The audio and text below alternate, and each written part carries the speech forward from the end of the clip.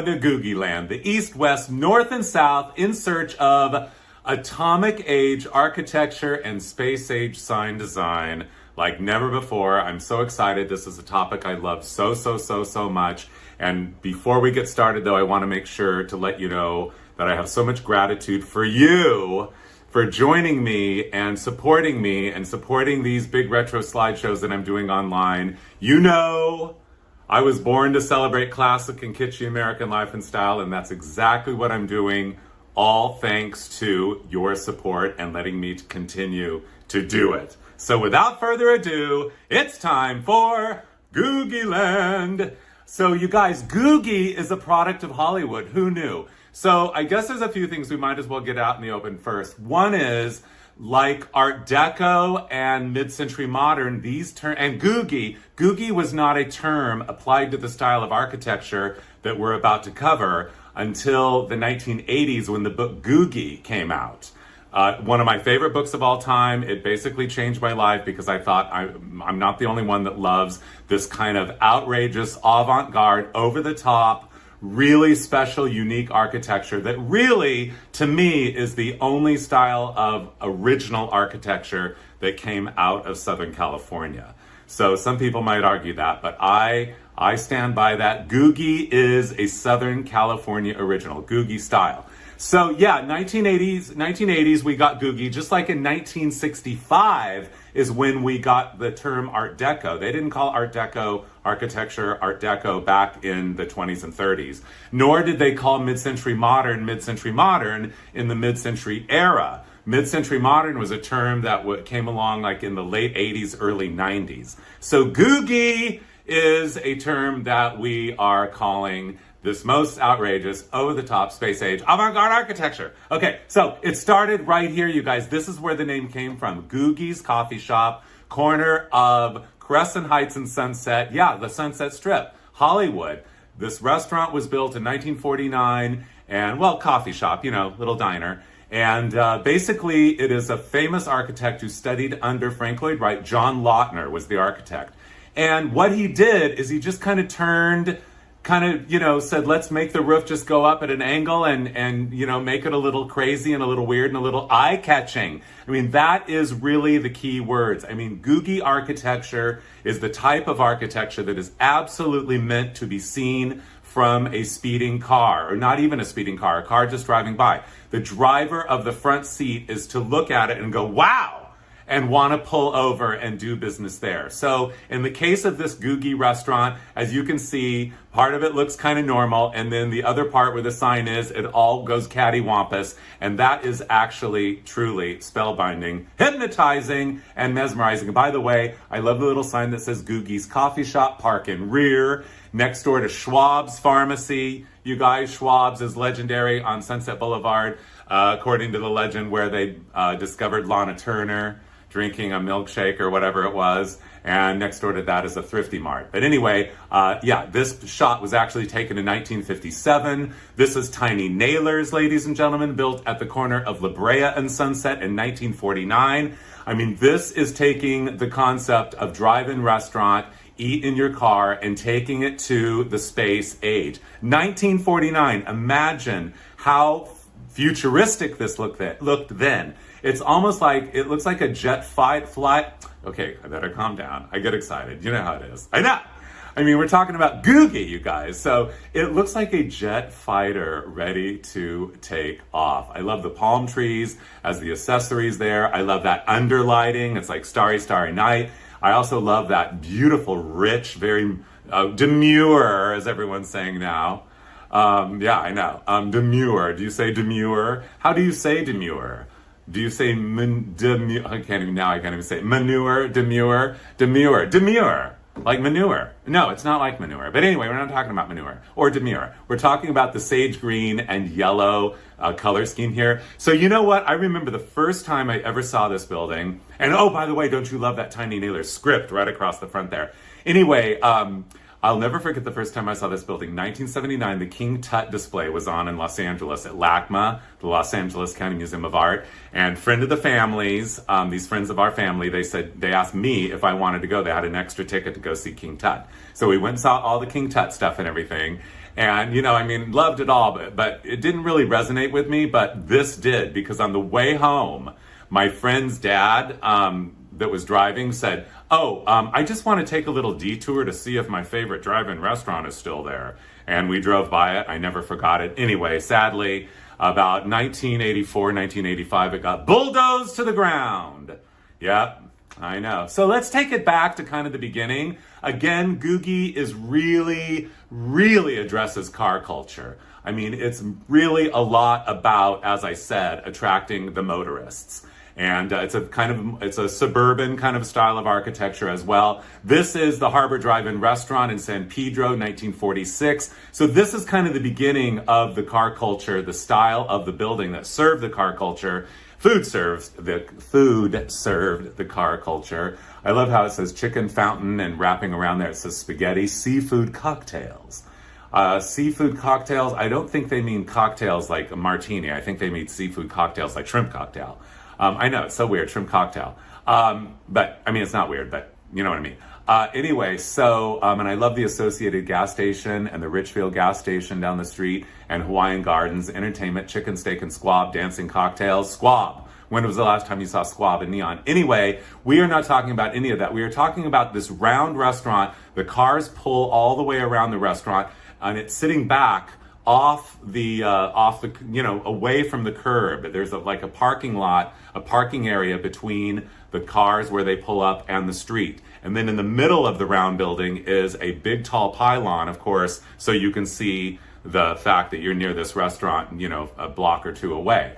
But anyway, basically what started to happen is they started to morph these restaurants up right onto the street so they could be seen, and the sign kind of moved from being a tower in the middle of the circle to this actual street side. This is Grissinger's Drive-In Coffee Shop. You can see it says car there. That's car service. Anyway, the miracle of this, it was built in 1952, I believe. It still stands. Here it is now. And, it is absolutely an underrated gem. I love to look through the layers of time, and this is the place that I love looking through the layers of time, because the building is virtually intact. I mean, the signage is gone. So yeah, George's 50s Diner, but it is really kind of the genuine article, as close as you can get to the earlier version of this, because basically what they did is they took the round and kind of made it amoeba shape, pulled it out, created a dining room inside. All of this is the back side of it, and the side, you can see, all the way around. You parked cars for car hop service, and you can see it's right up there against the street. So on the right side, you see the door and the glass. The glass wraps all the way around the front side of the restaurant. I'm sorry that I don't have a picture of that right now, but you can actually go there right now, because George's 50s Diner serves every day breakfast and lunch, Long Beach, California. Absolutely, I go there as often as possible. So the guy who owns it started as a busboy there in 1975. I mean, the whole story is amazing. It's the American dream. There's a lot more story to George's 50s Diner. But anyway, speaking of car hops, this is Bob's Big Boy. Bob's home of the Big Boy. This is the 1956 Custom Royal Lancer convertible in charcoal metallic and lipstick red, and that is a car hop. What is a car hop? A car hop is a server, as we now call them. We don't call them waiters and waitresses anymore. A car hop is a server that actually comes out to your car and kind of look, in this case, and in many cases, a kind of a, almost a military uniform, or kind of a bellhop uniform, if you will. They are uniformed, let's just say that. Don't you love that stripe down the pant and the hat they're wearing? And actually, I can't tell, is that a man or a woman? I can't tell. I think it's Pat. Anyway, so yeah, they would serve you in your car. So that's car hop dining. This is Bob's Big Boy. This is Toluca Lake, built in 1949. And this is the reason I'm showing you this. This one is because it's actually a very similar design to Johnny's, what am I saying? Okay, I'm already getting confused. Great. To George's 50s Diner. It is the same architect, Wayne McAllister, and it is kind of the sister restaurant. This Bob's Big Boy, built in 49, came a little earlier. The giant signboard, again, right up against the street, and you can really read that from a moving car. Bob's Big Boy, original double-deck hamburger. This shot was taken in the year of 1960, as evidenced by the all-new for 1960 Sunliner convertible by Ford there. Don't you love that? Well, I used to say titty pink, but I don't really say it anymore because too many women like emailed me and texted me or whatever, messaged me and said, that's not the color of mine, how dare you? And I said, well, I'm not talking about the color of yours, I'm talking about the color of mine. But anyway, they didn't like that either, so I better calm down on the titty pink. But anyway, here is Bob's Big Boy now. This place is still going gangbusters. It is super crowded all the time. It is an iconic, legendary Googie diner in Los Angeles. I love the 1962 Thunderbird by Ford Motor Company there coming in. This is car night, cruise night every Friday night. They have tons and tons and tons of classic cars. If you're in Los Angeles on a Friday night, you definitely want to go to Bob's Big Boy in Toluca Lake. Yes, you guys, these vintage neon signs are very, very expensive to maintain. That does require a specialty service at this point. And I love the fact that I happened to be going by there one day when they were actually working on it. So I guess they haven't gotten quite to the double-deck hamburger yet. But it is ready now for its close-up. Here it is, Bob's, B-O-B-S. I love that B, that B-O-B-S. That was done, actually, those graphics, that graphic design was done in 1956. The other font, the other signage, the Big Boy original double-deck hamburger there at Bob's Big Boy in Toluca Lake was done in 1949 when the building was originally. So they updated it in 1956 with the new Bob's, but I absolutely love that font on the Big Boy and double-deck and hamburger. Don't you? The original double-decker hamburger, double-deck hamburger, you know, that's the one with the bun and milk, kind of like, well, Big Mac ripped them off. This is Harvey's Broiler in Downey. I'm sorry, this is the only vintage image known to exist. It's actually a teeny tiny little business card, but this was among the absolute, maybe the absolute pinnacle peak of drive-in restaurants in Southern California. Built in the year of 1958, Harvey's Broiler Restaurant, Coffee Shop, Drive-In. You can see there in turquoise letters it says coffee shop, and over on the right it says drive-in. This place has quite a story to tell, but the one thing that I want you to really notice is how giant, I mean, can you see how giant that is? You can barely see the word broiler, you can barely see it, you can see it a little better here. So later it became Johnny's Broiler from Harvey's Broiler, and then illegally, I believe it was the year of 2004, it closed abruptly, and like the next day they were bulldozing it, and it was like a historic landmark and everything, and people ran in front of the bulldozers and stopped them. So they got a lot of it. They didn't get all of it, and miraculously, miracles do happen in the Googie world.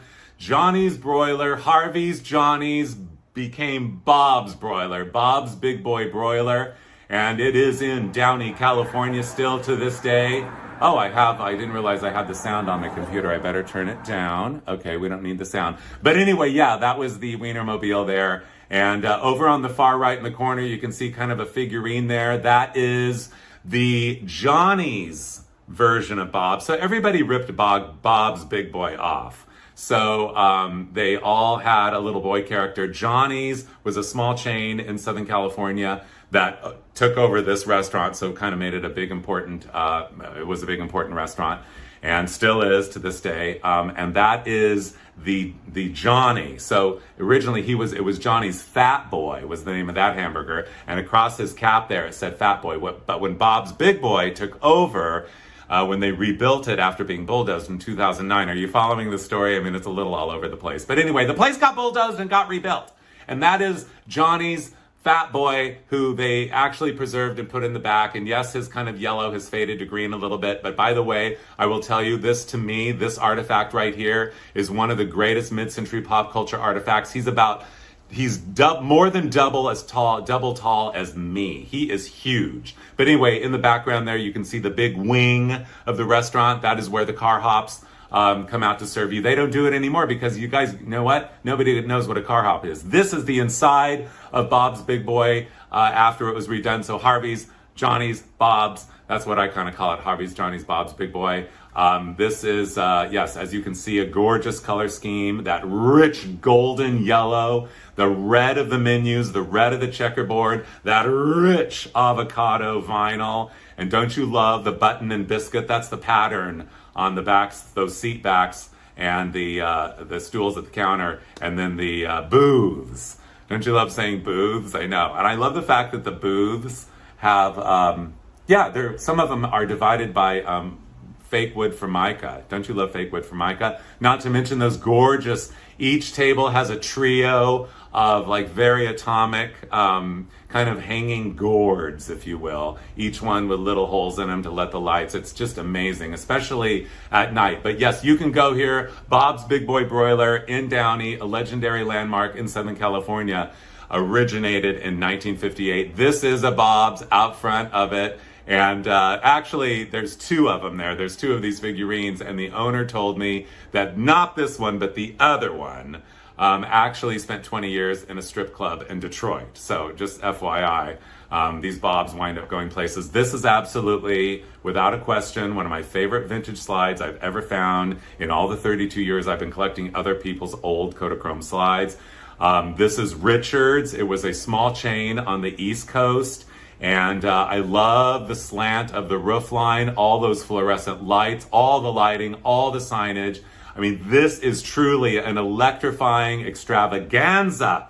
So it says on the sign there, you can see Car Hop Service, Richards Drive-In, featuring the California Twin Burger. That again is a ripoff of the Bob's Big Boy because it has a bun in the middle and two patties. So yeah, everyone ripped off Bob's Big Boy. On the front of it, it says across the front in the pink neon, it says fried jumbo shrimp, thick cabinets, twin burgers, and chicken in a basket. Thick cabinets. This tells me that this Richards is in Rhode Island, because in the state of Rhode Island, they call milkshake cabinets. Don't ask me why. I don't know why. They just do. So anyway, but yeah, I know. Can you believe it? And you can see the cars pulled up there. I mean, wow. I mean, this is really, really a strong image. I mean, you can't see anything in the black of the night. It's like noir, isn't it? I know. Don't spill anything on your car. You may have to take it to a car wash.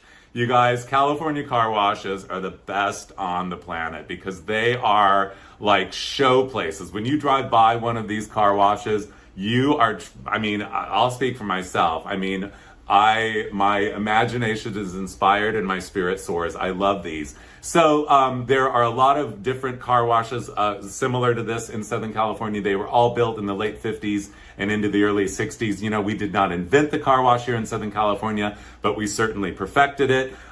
This one is kind of like steel cocktail picks and everything. I love the signage, the way it says car wash. It's called the Lancashire Car Wash, and it has a big smiley face on top of the sign, you guys. It makes me smile. Don't you love it? I know. Yeah, these car washes are beauty parlors for your car. This one, again, toothpicks and lasagna. Toothpicks and lasagna. They're all very whimsical, very Googie. And, you know, we didn't even have a chance. I didn't really say kind of what defines Googie to me, but I probably will several times over the course of the show. I mean, basically, Googie is playful. Googie is whimsical. Googie, sorry, not Goovy. Goovy? No, not Goovy. What's Goovy? I don't even know. Googie! Oh, sorry. Googie architecture, Googie style is, well, it's happy.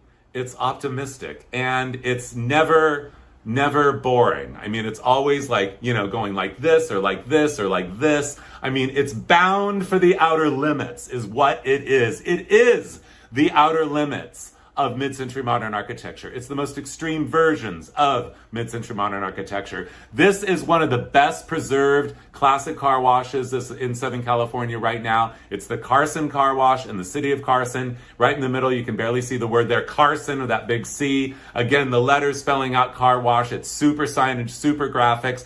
And don't you love those? Those are like sparklers, you guys. Those are metal starbursts up at the top there. And again, it is just like when you pull into one of these places, I mean, not all of them are show places. Some of them are kind of devolved a little bit. I might as well just tell you the truth. But this one is not. This one is amazing. And anyway, yeah, on the side there on the left, it says Carson Car Wash in the red lettering. And I will tell you, I was supposed to tell you that, well, I thought I would tell you, so I'm gonna. I think most of them were built by the Bethlehem Steel Company because they had the steel to build those giant beams. The names, I love the names, and of course the font. Very generously, again, the super graphics. This one has stars on each side, the red carpet. It's like your car is a star at the Academy Awards. And look at those big, like, giant, you know, pylons there. I mean, it's like World's Fair style architecture. Again, you see multicolors. They're usually very colorful, very eye-catching. Eye-catching is one of the ultimate definitions of Googie style. So I love the L, that L. Don't you love that L? It's like your favorite lesbian aunt's handwriting. Lennox, the Lennox car wash. Sad to say, this one is no longer there. I know, and neither is this one. This is the Compton car wash, and that big giant like Googie Googa on top of it. Again, a steel. That is a steel sculpture. That is a spectacular steel sculpture, and I'm sorry that it no longer exists. But I remember this car wash when I was a little kid because my mother was raised in Compton. My grandparents lived in Compton when I was a little kid, and this was at the around the corner from their house. So when we go to their house, we would pass by this, and I'd always be like, oh, I always noticed it, even like as a 3-year-old. I'm like, ah. Anyway, yeah, I know. The Metropolitan Car Wash in San Pedro. San Pedro, let's just say what it is. Some names need extra syllables and words. I just love the way Metropolitan is written out, that car, and then wash, white, yellow, the blue letters matching the blue flags, that triangular shape of, very geometric, very, well, I don't want to say mathy, but let's just say a lot of geometry happening here. That upside down triangle, which matches the other triangles, which are the other way, and that awning that covers everything, covers the entire operation. A-frame. Oh gosh, how many are there? 1, 2, 3, 4, 5, 6, 7, 8. Oh, or is it 9? Anyway. I know, so this is a vintage picture. You can see this was taken in the year of 1957. So then there's this one. Oh, this is the San Pedro car wash. I beg your pardon. Yes, this one is. So you guys, what's very unique about this particular Googie structure is these slanted posts and then that awning hanging onto it at an angle. And you can see those tension, steel, why am I blanking on what those are called? Steel, not cords, but steel, that's holding it up. I mean, this is like tension. This is tension architecture, but it doesn't make me tense at all. It relaxes me because it's so spectacular and so Googie. I know, don't you love it? And I love the color theory, that yellow, that red, that green. Oh, that is just spectacular. Just those 3 colors together. 99 cents for a car wash, that Plymouth Valiant out front there, the pennant flags flying there to attract even more of your attention in case that big giant sign does not, nor one of those 8 pylons there. But anyway, they used to make a lot of gas stations like this as well, gas station canopies. So usually they were about 3, sometimes even 2 of the leaning posts and that awning over them. Very exciting, as is this. Again, those tension wires holding up that the canopy. I mean, can you imagine? This could be your patio, but instead, no, you get in your car and you drive through it. Now, back in the day, they used to let you sit in your car and, be involved. It was like a ride at a theme park.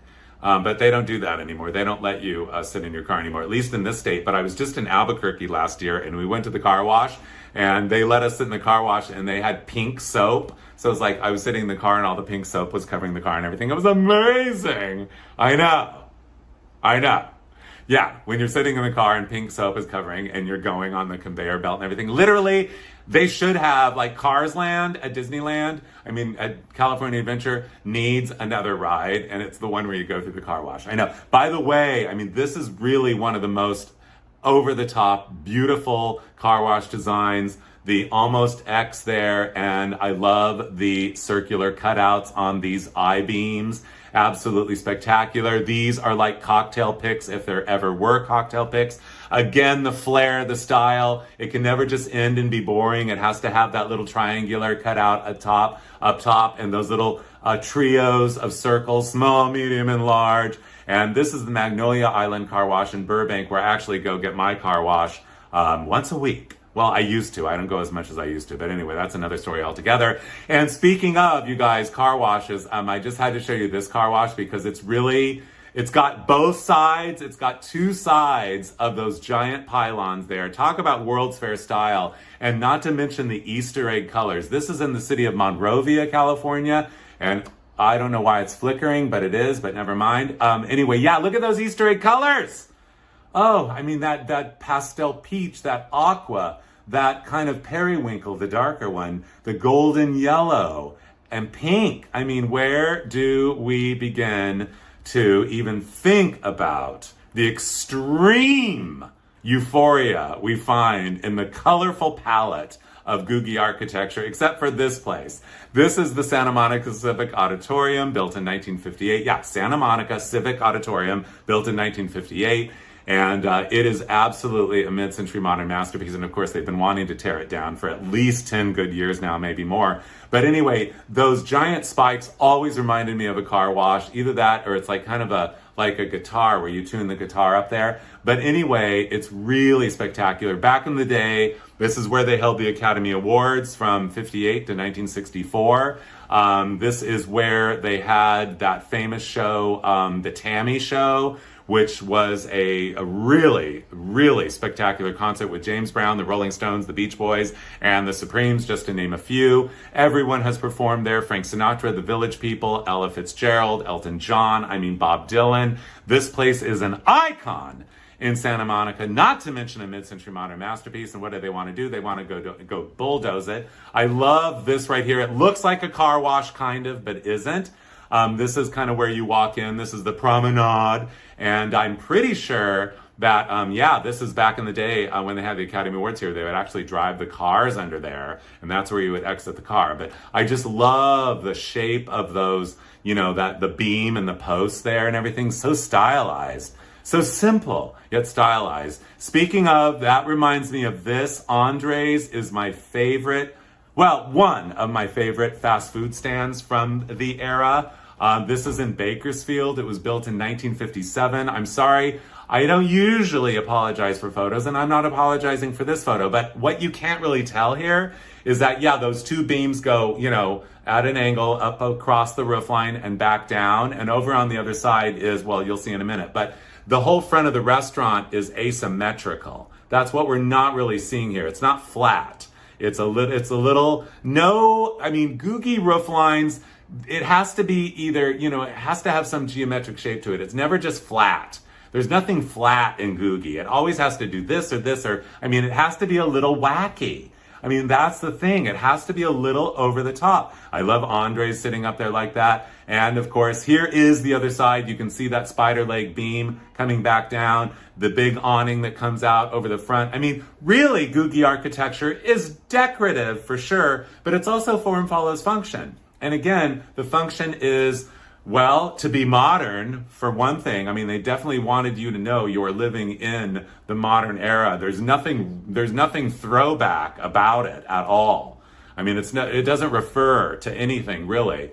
Here is the sign out front. Again, I love the Googie signboards. Googie signboards are never just plain. Look at that green one. It's got the little slant to it there. And of course, I love the totem effect to it, that it has the oh boy big burrito there. New great tasting chicken sandwich. Oh, little Chick-fil-A competition. And the French burger there, the biggest in town. That is the French burger, because that is the bread. The bread, which is so delicious, comes from the Pyrenees Bakery in Bakersfield. Did I mention it's in Bakersfield? I did. And the Pyrenees Bakery has been baking since at least, it's about 76 years now. So Bakersfield is a treasure trove, by the way. You guys, there's stuff everywhere. So speaking of treasure trove, speaking of big hamburgers, don't you love the big hamburger on the top? Don't you love, whoever painted those sesame seeds on there deserves an award. I know. And, we didn't talk about the arrow. The arrow. The arrow. And you can see all the light bulbs in there. At night it's all glittering and everything. If it still works. I think it actually does, a little bit. And Andre's written out again in cursive, which we do not write in anymore. Any Randy's Donuts, you guys? Okay, this is major, this is real, this is deep. Randy's Donuts to me is the greatest commercial retail building of the 20th century. I mean, it doesn't even need a sign. It is complete form follows function. It's highly stylish and stylized, yet totally simple. And it's also a drive-through and a walk-up. So, I mean, it's doing so many things. The drive-through is kind of the thing that really pushes it over the edge. And, of course, the big donut on the roof, because, again, it's catching your attention from, a block away. And by the way, this is, I went there and I said, are you Larry? No, this is Larry. I said, are you Randy? And he said, no, I'm Larry. I'm the owner. So I said, well, where's Randy? He said, that's my cousin. He lives in Lancaster. He said, I haven't seen him in 20 years. So anyway, he also told me that his uncle bought Randy's Donuts in about 1972 during a scene where there had been a car that ran into Randy's. So his uncle was driving by, a car had just run into Randy's, and the people it was called the Big Donut Drive-In then, by the way. And there were 9 of these built. 4 of these giant donuts still stand in Southern California. But his uncle, Larry's uncle, said to the owners at that time, oh my God, someone just ran into ran in. They were all frantic and everything, ran into your place. And he goes, I'll buy it from you. So he bought it only as a result of pulling over because there had been someone that ran into it. Anyway, that's a whole long story. But anyway, here it is. Here is the side view. You can see the gentle slope of the roofline again. There's nothing ever normal about the roofline of a Googie structure. That donut on top is divine perfection. It is an icon of pop culture for the ages beyond infinity and more galore. Yes, it is. Where do we begin to even think of being able to start comprehending the extreme high level of total and complete genius of this design? I know it's cute, it's funny, it's ha ha ha, and it's an icon, it's a lot of movies and everything, but this is really good, deep, depthy matter to think about here. This is American ingenuity and pop culture at its zenith, pinnacle, peak point coming together. Behold the glory of Randy's Donuts. Oh, it's a lot for the human mind to comprehend. Speaking of a lot to comprehend, here we are at the donut hall. So, this isn't exactly Googie per se, but it's figural. And so I just had to throw it in. Built in 1968. There's one of these. There's only been one of these. It is in La Puente, California. It is still functioning, just as Randy's Donuts that you just saw, still functioning. Randy's Donuts is near LAX. This is not. But when you come to Los Angeles, you have not done Los Angeles until you have driven to the city of La Puente out in the burbs and you have driven through the donut hole. So anyway, a minute ago, you saw the Wienermobile at Bob's Big Boy Broiler in Downey. And anyway, so I didn't even talk about it, but I'm going to talk about it now because I got to ride in the Wienermobile and they said, where do you want to go? And I said, let's go see if it'll fit through the donut hole. Anyway, they said, we can't even drive up to that because, they didn't want to get in trouble or whatever. But anyway, so that's the story. But I know, can you believe it? How much do we love the Wienermobile? Again, a pop cultural icon of the absolute highest order. Across the street from the donut hole, you can barely see it on the far right there. That red and white is In-N-Out Burger, you guys. In-N-Out, I love the neon, the green. It goes like in, out, in, out, in, out. The in always stays on. I love In-N-Out Burger. Everyone loves In-N-Out Burger, except if you're a vegetarian. And then you can just get the cheese on the bun. But then if you're vegan, you can't get that. Or, lactose intolerant or can't eat wheat or whatever. But anyway, we're not talking about that right now. But there are so many people with dietary restrictions.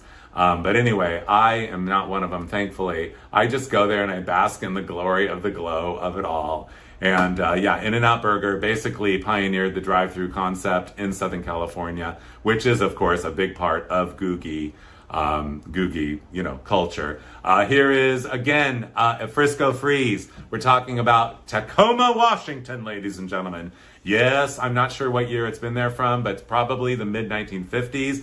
I love the shape of that signboard. I love that sweeping arrow that's pointing you right toward the order here window. Not to mention the fact that we love that hamburger, whoever painted that. I mean, it's very well rendered. Don't you love the ruffly lettuce? I know. Here is a bigger, broader shot of Frisco Freeze. So whenever I go to these towns, you guys, whenever I travel, I'm always looking up, oldest hamburger stand, a bowling alley, candy store, all these places. I want to see them all. The oldest donut stand, the oldest hamburger stand, the oldest diner, all of that stuff. And you always, there's stuff everywhere. Anyway, also the shape of this roof line there, again, it's not flat, it's slightly canted, which we love. And I love how the building kind of is rounded around the edges and kind of bulges out towards the front. Again, it's all form follows function, yet it is stylish.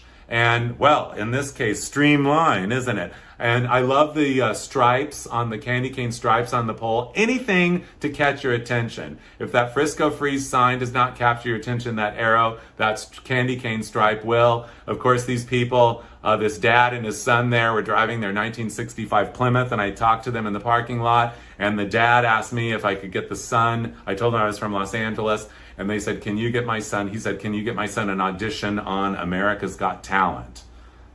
Sorry, I don't know anyone who works on America's Got Talent, so I couldn't. But anyway, we're not talking about America's Got Talent anymore. We're talking about America has iconic architecture, you guys, that is so beautiful, so rich, so world class, and has so much, I was going to say sass, but it's not even sass, it's happiness. It's happy sass. Look at this, proud, spread out like a peacock, is Leon's Frozen Custard, started in 1942 in Milwaukee, Wisconsin. And this is absolutely my favorite frozen dairy dessert stand on the planet. It has to be the most beautiful one in all of the United States. Topped off with an American flag, lets you know what it is. It's the Leon family, and they serve, I love that it says, I love the menu written in neon across the front of the restaurant. You don't need a paper menu. Just write it out in neon. Write it in the sky. Do it all, because this is doing it all. All that lighting attracts us humans like bees to honey. Or whatever I'm trying to say, like a moth to a flame, that's what I meant. Because we're moths and this is a flame. Basically, that's like the other thing. Yeah, we're moths and this is a flame. But I love the fan of the lights, and yeah, hot dogs, sundaes, sodas, quarts, pints, cones, malts, shakes. Oh, love that. Anyway, you can see that I got, which I don't usually, but since banana splits are back, I got a banana split. You guys, banana splits are back, by the way. Yeah, everyone's having banana splits these days. Highly recommended. They're absolutely delicious. Share with a friend. Anyway, so I love on the banana split. You can see I was sharing. There's 2 spoons, but looks like the maraschino cherry on the right decided to jump off the mountain there. Yeah, couldn't stand staying up there anymore. But we're not talking about Leon's Frozen Custard anymore. We're talking about A-frames now. Another Googie classic body style is the A-frame. This one is a little bit extreme, actually a lot extreme. This is Baskin-Robbins 31 flavors, which started in Glendale, California in 1947, or was it 48? Anyway, I love, as you do, I know, that periwinkle and that kind of cool pink stripe. Isn't that gorgeous? With stand-up polka dots. And by the way, in that kind of erector set, kind of that metal, I-beam that's coming out and wrapping around there to give you a sense of place.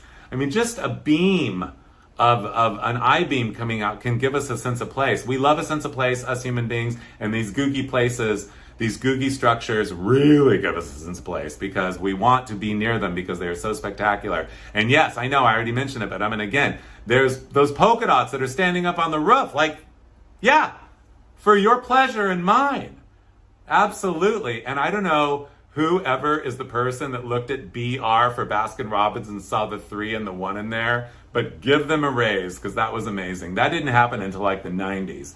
But anyway, this is on Crenshaw in South Los Angeles, still there to this very day. This, I'm sorry, is not surviving Fun Corner. Yes, Fun Corner was a spectacular, look at it, you guys. It was in San Bernardino, California. And the reason I say San Bernardino is because it is San Bernardino. I wrote a book called Cruising the Pomona Valley, 1930 through 1970. It was about the valley where I grew up, the Ontario, Pomona Valley, in my hometown of Ontario. And the whole book, I mean, there's several references to San Bernardino in there, but I forgot that it was spelled with an R, and nobody spell checked the book. So the whole book, it's San Bernardino, not Bernardino, but we're not talking about that right now. We're talking about where do we even think of the possibility of understanding the depth of the gorgeousness, the overall spirit of the beauty of those stunning stripes.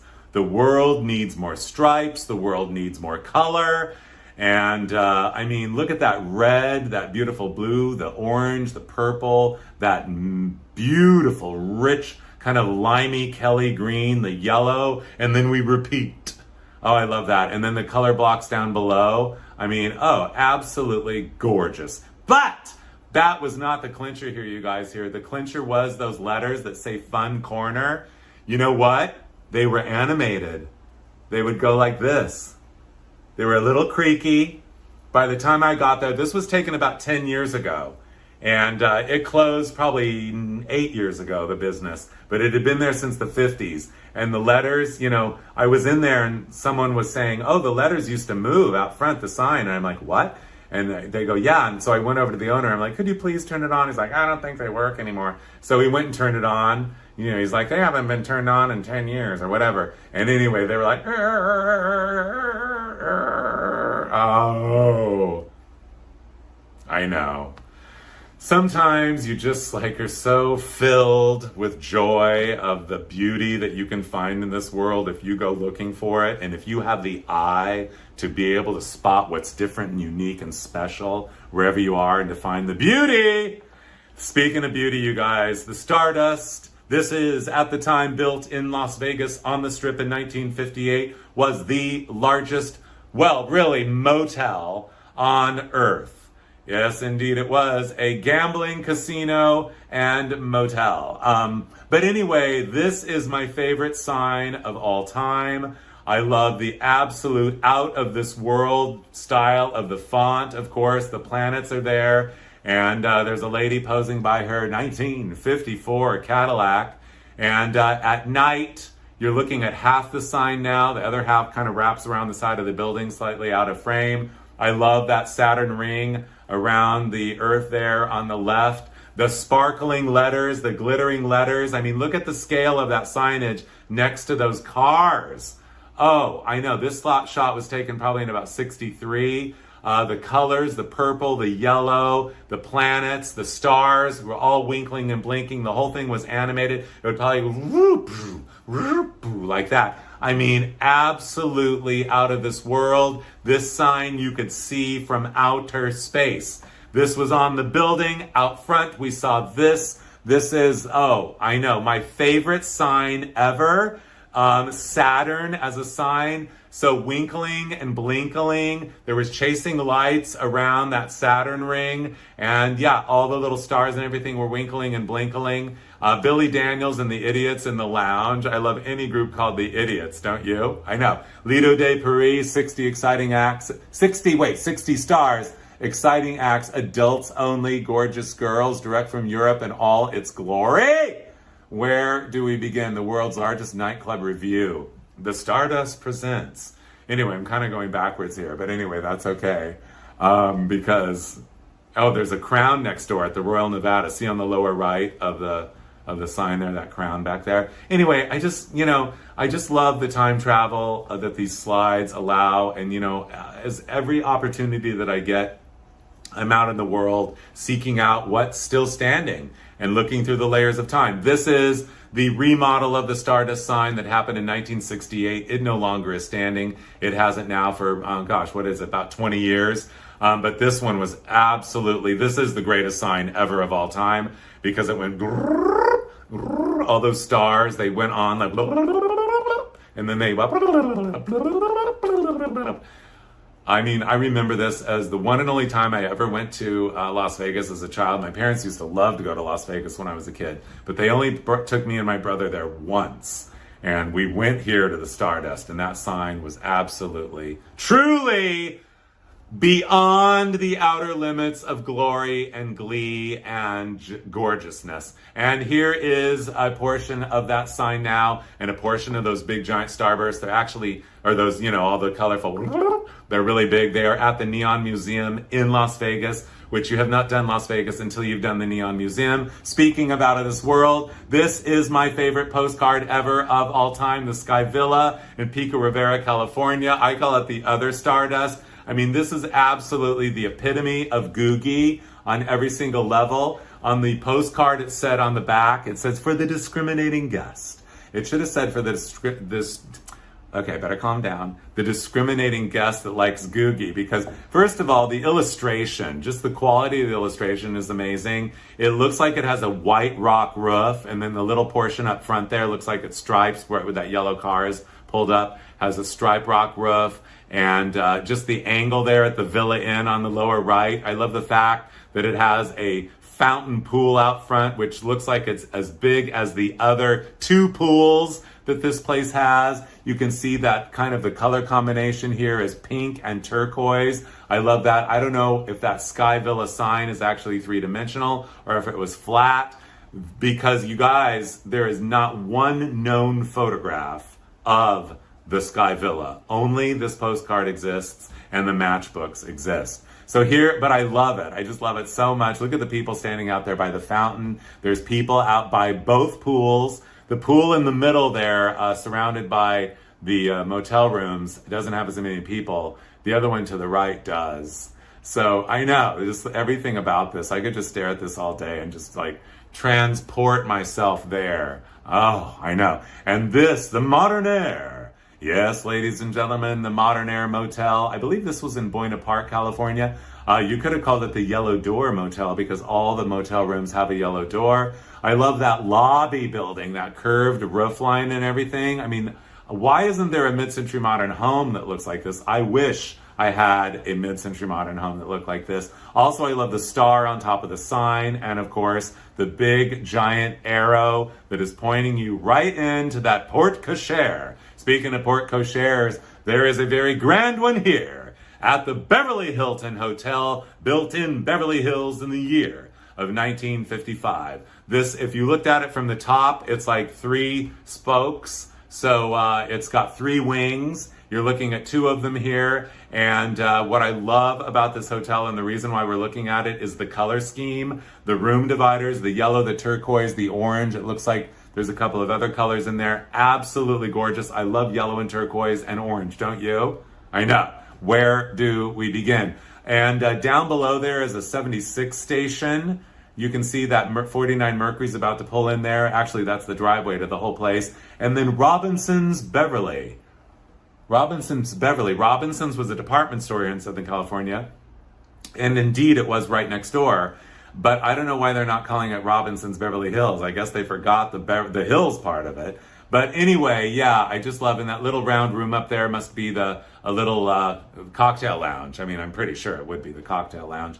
Anyway, now though, I think it's actually a suite because this building still stands. However, those multicolor room dividers are no longer there. This, again, one of my absolute favorite slides of all time, Jack in the Box. This is, I'm not sure, at dawn or dusk. I know this was taken in Alhambra, California in the year of 1967.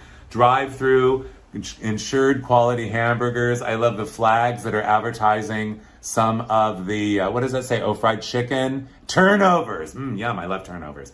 I know, the world needs more turnovers. Why don't we bring turnovers back, you guys? They're so easy. All you need is a can of pie filling and crust from the grocery store, and then a little egg wash on top. Pinch around the edges, put a little powdered sugar, or sprinkle sugar on there, and don't burn your mouth. That's the thing. Cook them until they're, golden brown, you can tell, and just let them cool. You don't want to eat them fresh out of the oven. Anyway, I don't know why we're talking about that right now, when we should be talking about the glorious color scheme of this Jack in the Box building. Jack in the Box, by the way, started in San Diego in the year of 1951. And this body style was started in 1958. as a result of a sign ordinance in San Diego that said they could not have a tall sign. So they decided to put 4 billboards around their little stand, and therefore turning the box into a box, which it should have been all along, and getting all the advertising they wanted. And never, the sign police in the city were never the wiser. So anyway, here is White Front.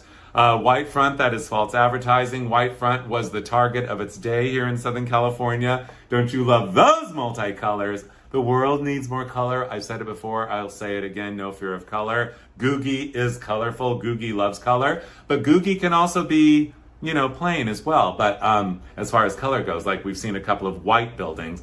But anyway, in this case, no. I will tell you, White Front started in Watts. That's in South Central Los Angeles. And the reason it was called White Front is because they started selling refrigerators. And back in those days, you could get refrigerators with different colored doors on them. And they said, we're going to keep ours on the cheaper side and only therefore offer white fronts. So the place was called White Front, and later it blossomed into, as I said, the target of its day. This is where I met the Brady Bunch, making one of their very few personal appearances in 1972. That's another story for another day. This is Newport Balboa Savings. Yes, on Lido Isle in Newport Beach. I love this building so much because it is a sampler platter. I love just kind of the egg crate grill up there where the sign is, and then the folded, what I call folded paper. Some people say folded plate. We've got an American flag up there. I love always to see that, don't you? And then that kind of sunscreen there done in that abstract, colorful, modernistic art. Absolutely stunning in every way, every day. This is absolutely a mid-century masterpiece for the ages by an Argentinian architect by the name of Sarmiento. And according to the legend, he only got this job, this gig, to design this building because he got in an accident with the president of the bank.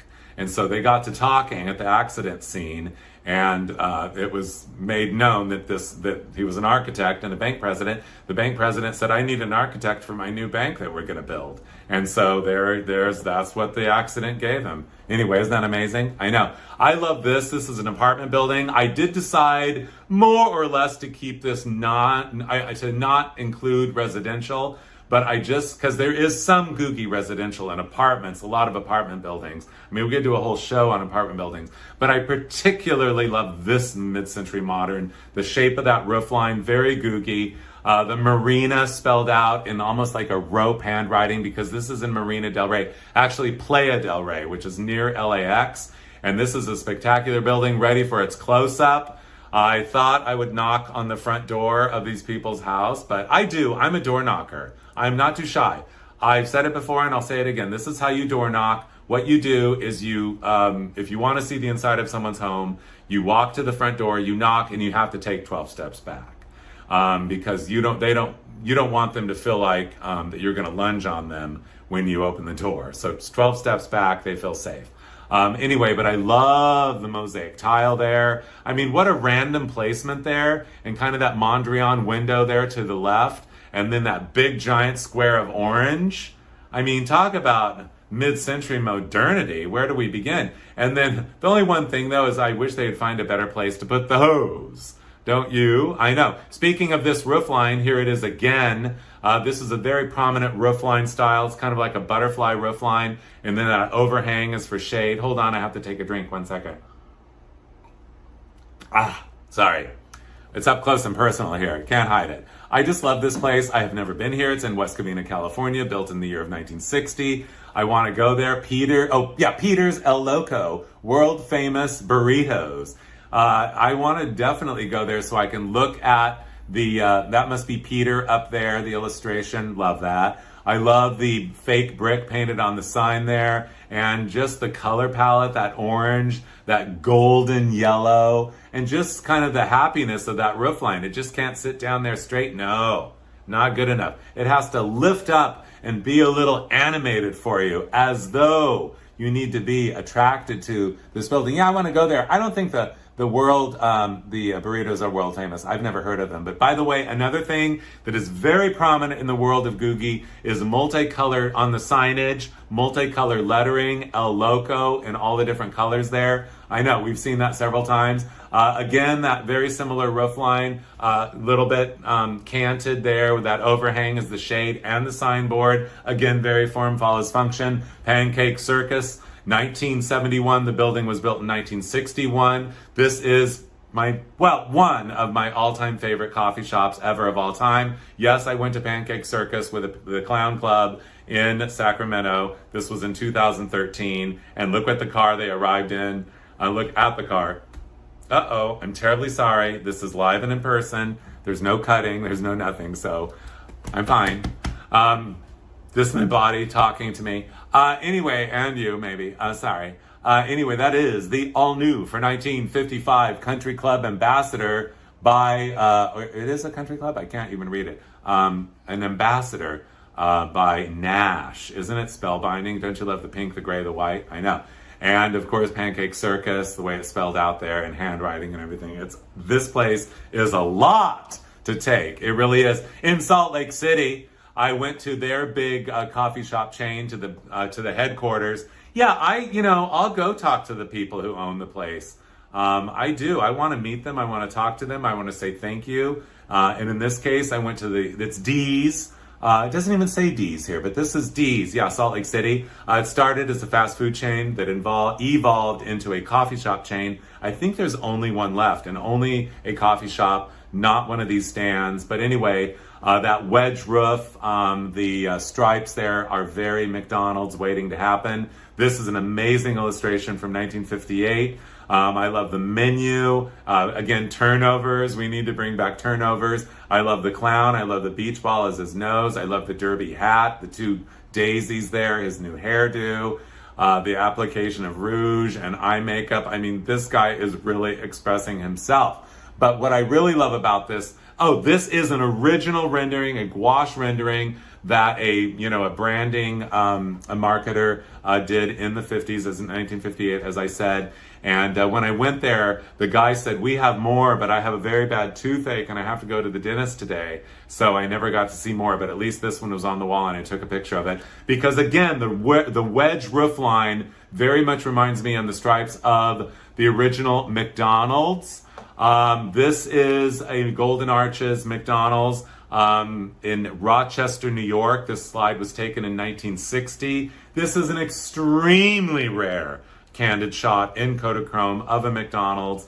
Back in the day, the original Golden Arches design with the original sign design. It says over 300 million served. Yes, they are talking about their hamburgers, speedy service system. Yeah, I love the car show in the parking lot on your far left. That's a 57 Plymouth. That looks like a 56 Studebaker station wagon, bottom of the line. Look what we got there, a Volkswagen Bug, you guys. A 58 Pontiac, looks like a 55 Chevy, a 59 Rambler wagon, and that is a 58 Chevy there. So we love all the cars and everything. But anyway, there is only one of these original Golden Arches buildings left. It is in the city of Downey, California. You probably know about it. It is an absolute mid-century modern masterpiece of the absolute highest order. And yeah, some of the neons out on the front there and everything. I know, it's not a perfect world. We do not live in a perfect world. Everything is not perfect, but that does not mean that it's not special or important. You know what I mean? Kind of like people. Nobody's perfect, but that doesn't mean they're not special or important. But anyway, this architectural style came to us from an architect in Fontana, California, Stanley Meston. The McDonald's brothers said, "We want a building that people will recognize a block away." And voila, the end that serves to serve our function of the speedy service system. So this was it. This was a kitchen that you could see into. People could see that it was clean, and it would let a lot of light in. Again, the combination of style versus form follows function here is a perfect blend.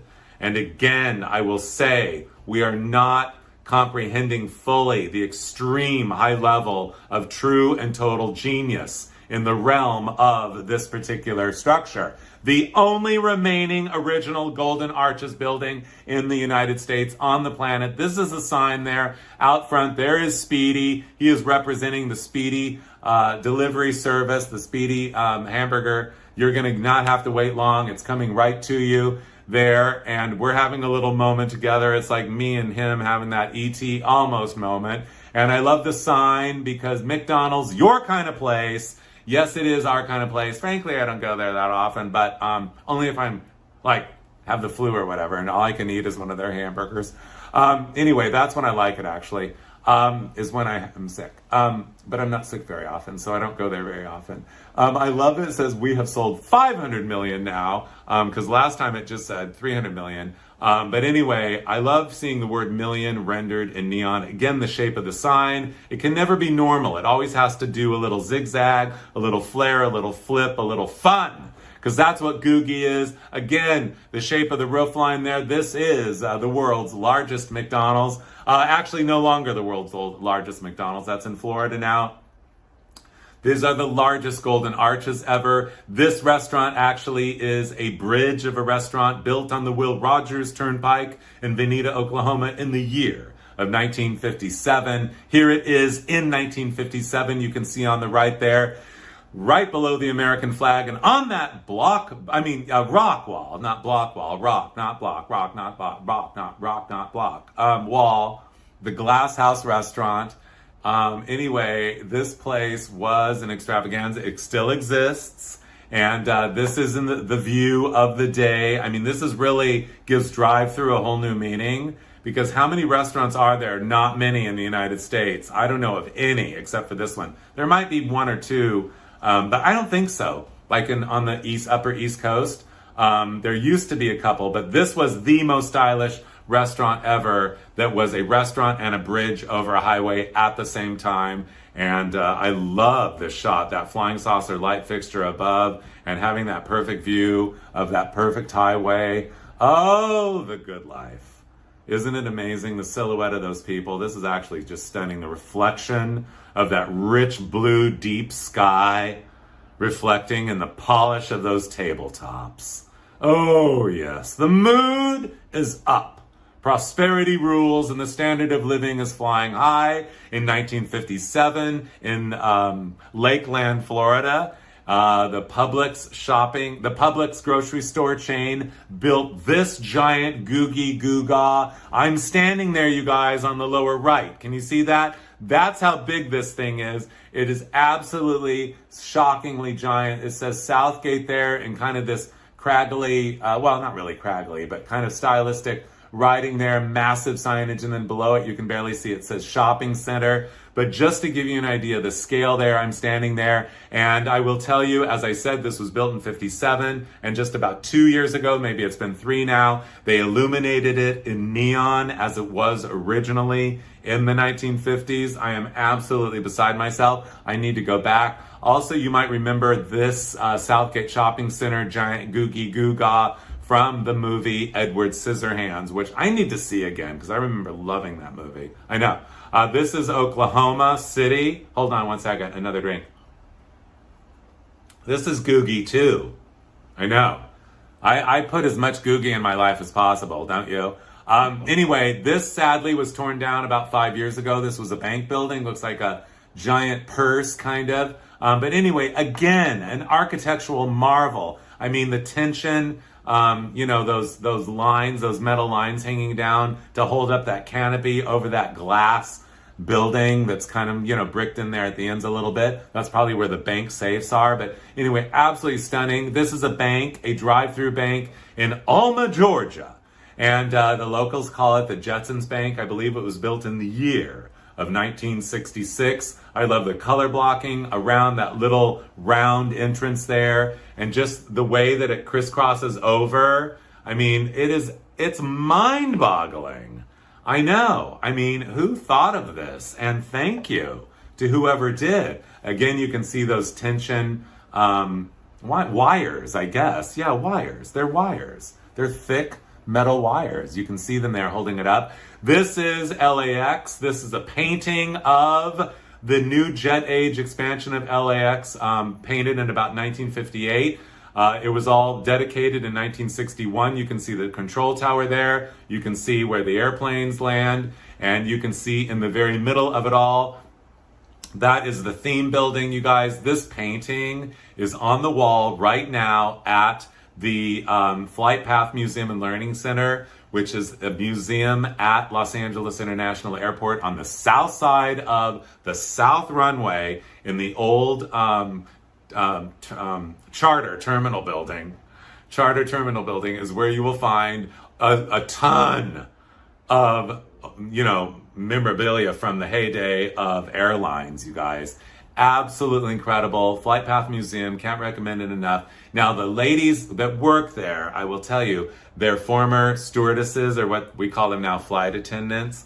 And they're all kind of crabby, but it doesn't matter. I love them all, and they can be crabby all they want. I mean, after all those years of all those passengers, I think they've earned it. But anyway, they're lovely, and it's an amazing place. They have tons of stuff. You will love it, love it, love it. This is the actual, okay, hold on. I think my brain just exploded because I was thinking about how much fun it is to talk to those stewardesses about LAX, you guys. Yes, this is the theme building, dedicated in the year of 1961. This was the centerpiece, the crowning touch, and the icon, symbol, and logo of the jet age expansion of LAX. And as you can see, in every way, it is a mid-century modern masterpiece of the absolute highest order, beyond forever, infinity, and more galore, and then some. Oh yeah. It cannot be understated. It cannot be undersaid. It cannot be oversold. This is it. This is the real deal. We're here. We're looking at it. It's still there. I love its best friend, the octopus lamp. Don't you? I know. I love the fact that nobody showed up at the airport that day except for like 3 people. I love that round breeze block wall, and just the grace and the space of it all sends my spirit soaring into the stratosphere. Up there, that was a restaurant. It is now vacant. Nobody goes there. I mean, what to do with it? I think they should turn it into a McDonald's and paint the whole thing gold. Golden arches. Hello. But they're never going to do that. But anyway, up inside, back in the day, this very well-dressed lady with a bow tie and brooch on her very smart afternoon traveling suit with a 3/4 sleeve. She wears a watch and a purse at her elbow, horn rim glasses, earrings. Anyway, she is looking at, I don't know what she's looking at, but you can see this is the slant of the panes of glass up there. This is a rare view inside, and the International Hotel back there, and of course on the right back there, the control tower. And it looks like that day a few more people showed up, and there's a lady behind her there pointing. She's probably pointing to St. Louis, Missouri. You guys, St. Louis, can I just say thank you, St. Louis, for in 1967 building the Great Way, what is it called? The Gateway to the West, the Arch.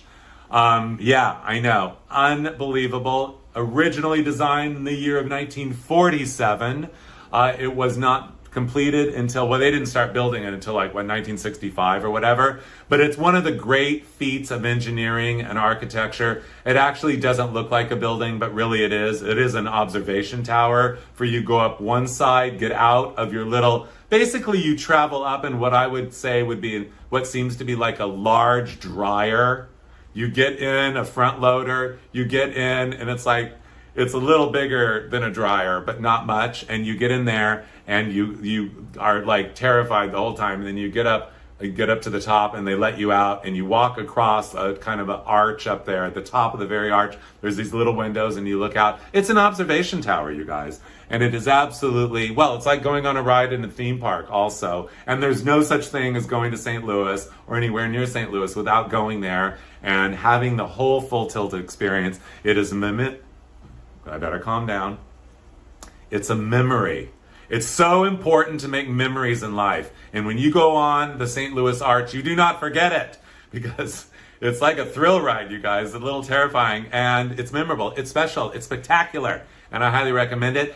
Here is not the St. Louis Arch. This is just kind of an eye catcher beside the pool at the Desert Inn Hotel in Las Vegas, built in the year of 1960. Nobody's there at the pool that day. And it looks like the one lady there on the left, maybe they've evacuated and she didn't hear the announcement or whatever. But anyway, yeah, they got to the St. Louis Arch there, although you can't go in this one. This is just to look at. But they beat the St. Louis Arch by 6-7 years. Speaking of Las Vegas, I mean, we could go on. Googie and Las Vegas go very well together. Mid-century Las Vegas. I mean, there's a lot here, and we could be here all afternoon. I mean, this is pure Googie, what you're looking at right here. That hotel back there is the Fremont Hotel. You can see the letters on the front, multicolored. I love the yellow of the horseshoe. Again, it kind of looks like one of those car washes. And then right up front here, the Mint Hotel, absolutely in casino. Mint Casino. 1957, in my opinion, absolutely in no uncertain terms, it is the greatest storefront ever in the history of storefronts on this planet. Of course, you know that the star up top was kind of the crowning touch because the whole thing lit up, it's all lined with tubes of neon. You can see the tubes going across, and it lit up like it went, and then the star on top would light up blue, all pink neon, and then the blue star up top. Absolutely gorgeous. Look at the scale of it. I love seeing the workers on the sign because it really gives you an idea of how giant those letters truly are. I mean, our brains don't really start measuring signage for us, but when we're standing right next to it, like you do at the, have to move a little here. Okay, I just did. Thank you. When you stand next to these giant letters and stuff and signs at the Las Vegas Neon Museum, you can't believe how big they are. But anyway, another last look at this building, the Mint. I don't know why it's pink. Why didn't they paint it mint? I just don't know, but it's fine. We love the mint and pink. It could have been called the Pink, and it could have been painted mint. But anyway, I believe they're talking about the mint money. Hello. I know. But anyway, this is absolutely the epitome of Googie. It's got a lot going on. And I love the lasagna noodle there that the sign is resting on. I mean, this is just the polka dot background. We've got stripes and talking about, you know, just a place that I wish that I could go back in time and stand there. I actually saw it back in the 80s.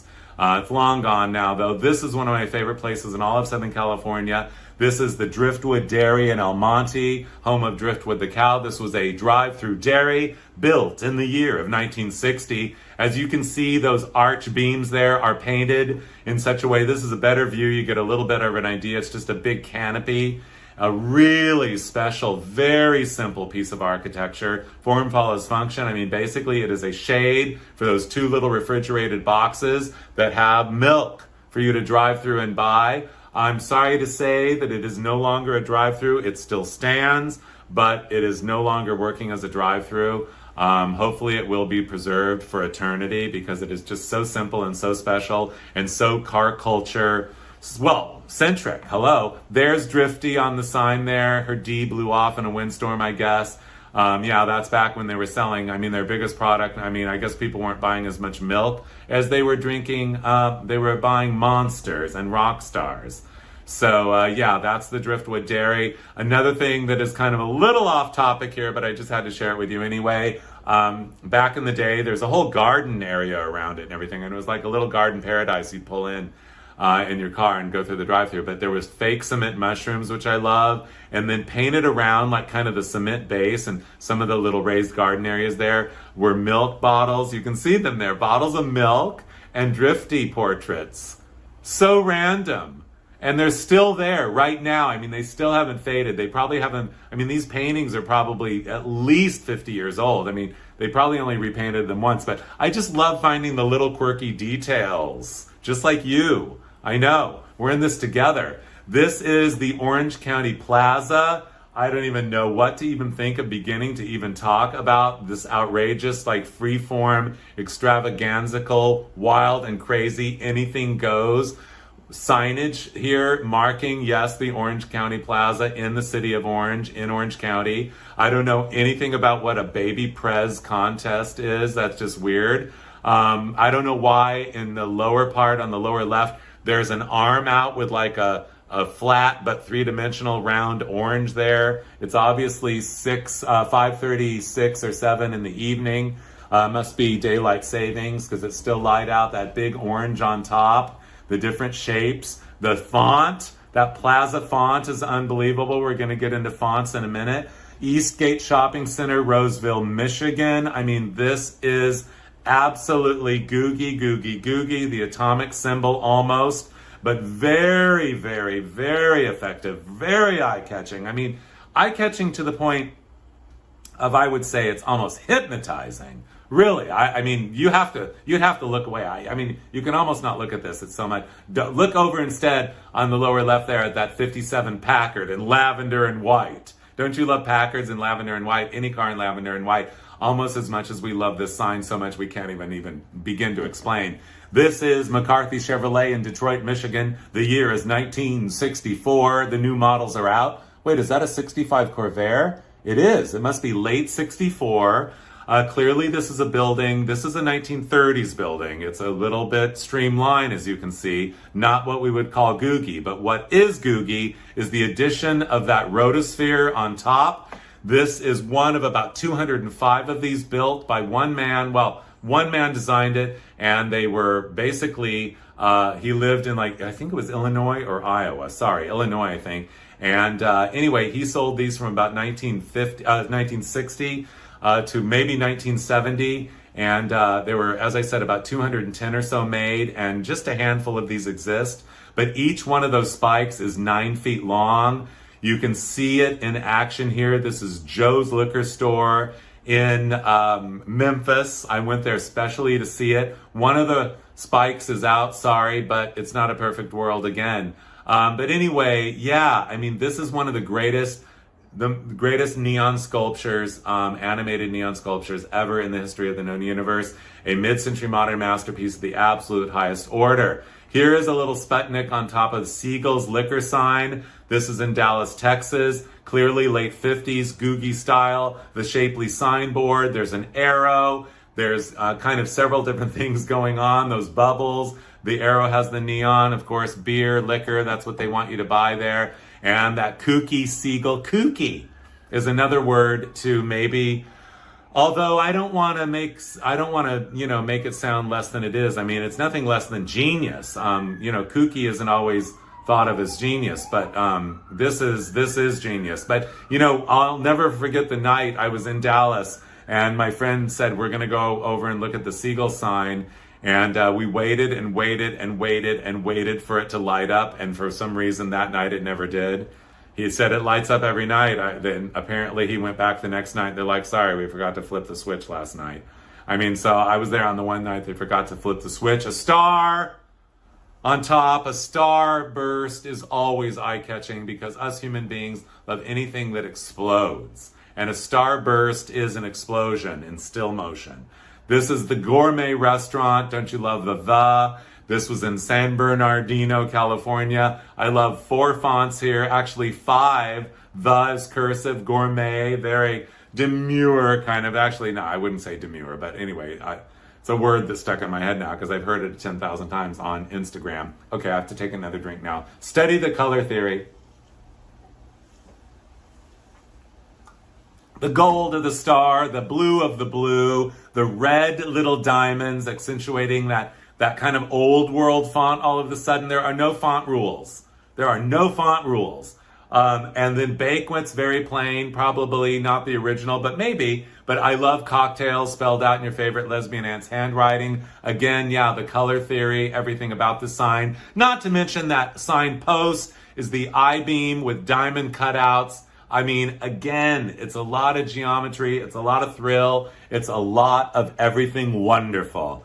And it is this is in Blythe, California, the Courtesy Coffee Shop. Very big, very bold, very plain. But I just had to show it to you because, of course, the word courtesy there, I love the curve on its signboard. And of course, you can probably tell it spun around. And that crown on top is just exquisite, divine design perfection. I mean, it almost has a face. It's almost looking at you. It's kind of like a harlequin and a clown. I mean, crown, not clown. Well, it's actually like a clown and a crown. Never mind harlequin. Well, a harlequin kind of is a clown in a way. But anyway, it's like a clown and a crown had a baby, isn't it? It really is. I know. I love that. I'm gonna paint a crown with a clown. Never mind. This has been Frank's Hollywood Boulevard, the year 1962. Yes, indeed. I love the color palette of this, and I love the fact that the roof matches the 59 Chevy parked out front there. Don't you love 59 Chevys? I know you do. Anyway, yeah, I remember going here in the 80s. I went for a spell when I went there every Sunday afternoon, and for probably 6 months. And I always had liver and onions. I mean, I had just moved to LA, and I was, trying to be all big city and everything. And I just thought it would be cool to go there on Sundays and in the afternoon about 3 and have liver and onions. Anyway, but also, I mean, just look at again, kind of the abstract yet form follows function shape of this building. I mean, it's abstract enough to kind of catch your eye. It's different from everything else around it. It's kind of a lazy A-frame with what I call that broken back, because it bows down and goes back up. I love that awning coming out that welcomes you there, that kind of rock that wraps around there that houses a little couple stair steps up there, and a little garden there that around the front door and around the signpost, Ben Frank's. The sign is painted pink, brown, and orange. Again, a very unusual color combination, but what I really love about this more than anything is the underside of that awning going into the restaurant is painted orange. Orange is very flattering to human beings. And so they were really like pouring this rich, warm light on us all. This is not Ben Frank's. This is like literally, this is art, you guys. This is beyond craft. This is beyond design. This is beyond many things. This is art. This is the inside of a Sambo's, you guys. Yeah, Sambo's no longer exists because the name thought to be politically incorrect. But I'll tell you what wasn't politically incorrect was whoever designed this striped interior scene. I love the shape of the inside of the building there. I love the color palette, that rich golden yellow, that orange, white, and an unexpected purple. Purple is the rarest color, you guys. Purple is the color you really see the least. We need to bring back more purple. And yes, you can see little Sambo and his tiger up there. Those were always iconic and very noticeable, the art of Sambo. But Sambo no longer exists, but here it is, and you can see how beautiful the restaurants were. Look at those booths. That looks like, they remind me of kind of like the olives are stuffed in like pimento stuffed, not pimento, olive stuffed, olives. Okay, I'm going off on a tangent here, and I'm falling on my face. Okay, I'm just gonna say it. Those booths, they have a slit of white in them, you guys. That is absolutely amazing and detailed. Look at the hanging lamps in there. I mean, there's 3 styles of hanging lamps.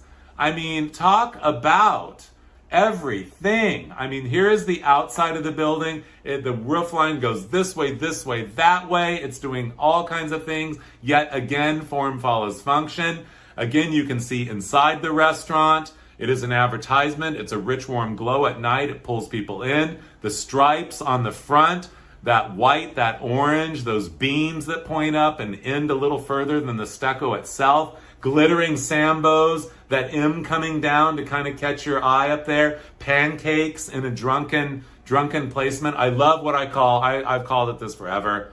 Ever since I started doing any sort of art direction in the realm of graphic design. Drunken. That's the pancakes is what I call drunk. Up, down, that's drunk. Steaks, chicken sandwiches, parking, lighting on that little low wall around. Are those diamonds? No, they're stripes. Again, the landscaping out front.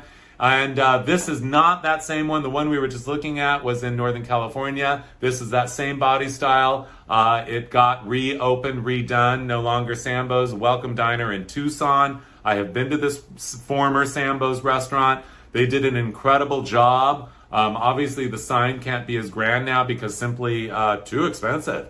But they did a lovely job. And I will tell you, sadly, that I just looked on Google and it says temporarily closed. So let's hope that the Welcome Diner in Tucson comes back, because the Welcome Diner in Phoenix is going strong. This is Pix. Feast your senses on this for a minute while I take a drink.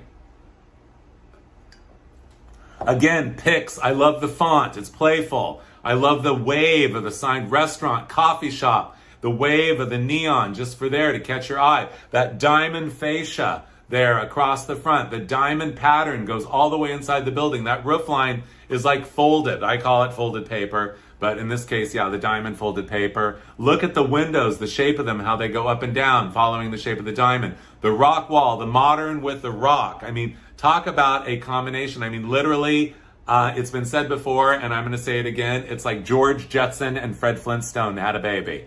It is, I know. And, oh, the other thing, again, I was going to say about them, glass walls. You can see in, you can see out. There is no secrets here. I mean, you really, I mean, that is also part of the essence of mid-century modernity, is a lot of glass. So here is another restaurant with the waves. This is no longer, this picture is about 10 years old. This was originally called Sherry's. It was built in 1956. I will tell you, this building still stands. Again, that roof line, it is now all painted charcoal gray. It's so bizarre, dark charcoal gray, almost black. The whole thing, even the sign, unbelievable. It's like surreal to see this building. But I love this building. It was by an architect, Martin Stern. Let's look at the waves on that signboard again, the polka dots on the signboard, the polka dots on the side of that wedge-shaped building. And yeah, definitely a Googie coffee shop. This is a painting that I did of it about 30 years ago, trying to make it, you know, an exaggerated look of what it looked like originally. Originally, it said coffee shop across the front. It did not have a multicolored rock roof back in the day, but it did have a rock roof. And anyway, I'll admit I never finished this painting, but people look at it and they go, I didn't realize it wasn't finished, so I don't say anything anymore. Don't you love the diamond sidewalk? It had the diamond sidewalk. This is, a photo of a snapshot from about 1995. This is Ships in Culver City. This is one of my favorite coffee shops. Gone. It's been gone for probably 27 years now. But anyway, that sign is absolutely spellbinding. Again, Ships, very special custom font there on the sign. The color palette of the yellow, that beautiful orange coral, the turquoise, the yucca plants. We haven't even talked about the importance of landscaping in Googie style. It's very important. That sharp little piece of roof line there that welcomes you in, where it says coffee shop there, the way coffee shop is written out. I mean, again, this is picture perfect in every way. And of course, in the 90s, they had all the newspapers out there. Remember newspapers? I know. But anyway, Chips is, Ships, not to be confused with Chips. Chips is still standing. Chips is right below LAX and on Hawthorne Boulevard, built in the year of 1957. This is the forgotten, the most unacknowledged mid-century modern building of importance in Southern California that for some reason nobody ever talks about. But Chips is really very original. It's still in business. Look at that signage. Look at those 3 flat signboards. Look at that custom font, like hanging in the air on a metal grid. You guys, look at the shape of that wedge roof line, that kind of accordion front on the glass there. I mean, this is quite an extravaganza. But again, I'm sorry to say that the modernistic, loving Googie community in this Southern California region does not appreciate it as much as it should. Let's throw some love. Look at that sign, Chips. Look at that font. I mean, that's a lot for the human psyche. The scale of it, just the happiness of it, the whimsy of it, the art of it, the craft of it, everything of it. This is so rare, so unique. There's not another sign like this on the planet. These are signs. This is a building that needs to be preserved forever. Look at those little sign barrels. I mean, nobody puts a sign, nobody spells out the name of their restaurant on little barrels. Look, again, you couldn't see, that's why I wanted to show you this slide, that kind of wacky, fun, eye-catching, geometric, shapely front on this building. Again, the windows, it's all glass. Afternoon, they got the Venetian sunshades pulled, but here it is at night. Look at it all lit up. Absolutely spectacular. As I said, this is a mid-century modern Googie masterpiece of the absolute highest order, built in the year of 1957. So long may it stand. Denny's. This is one of the first Denny's ever, not the first. but this one is really the quintessential and the classic Denny's body style. This is the first building we're going to see. I believe this is the first building we've seen by the legendary architectural firm of Arme and Davis, based here in Southern California. Arme and Davis, they literally are the granddaddies of Googie. They really perfected the style and built more Googie restaurants and Googie buildings than really any other house. I do believe. I love the star on top. Again, the turquoise, the yellow, the shapely signboard, the roof line a little cockeyed. It's kind of modern, yet it has the Fred Flintstone walls and everything. Absolutely love it. You can see inside that rich, warm glow. By the way, Denny's started in Lakewood, California, I believe 1953, but soon changed its name to Denny's from Danny's, lest it be confused with then rival Coffee Dan's. This is a painting that I did about 30 years ago of a Coffee Dan's restaurant. I exaggerated it slightly, but it really was an A-frame with the beams that went like that, like you see there. As you can see, it was Van Nuys Boulevard at Kittredge in Van Nuys.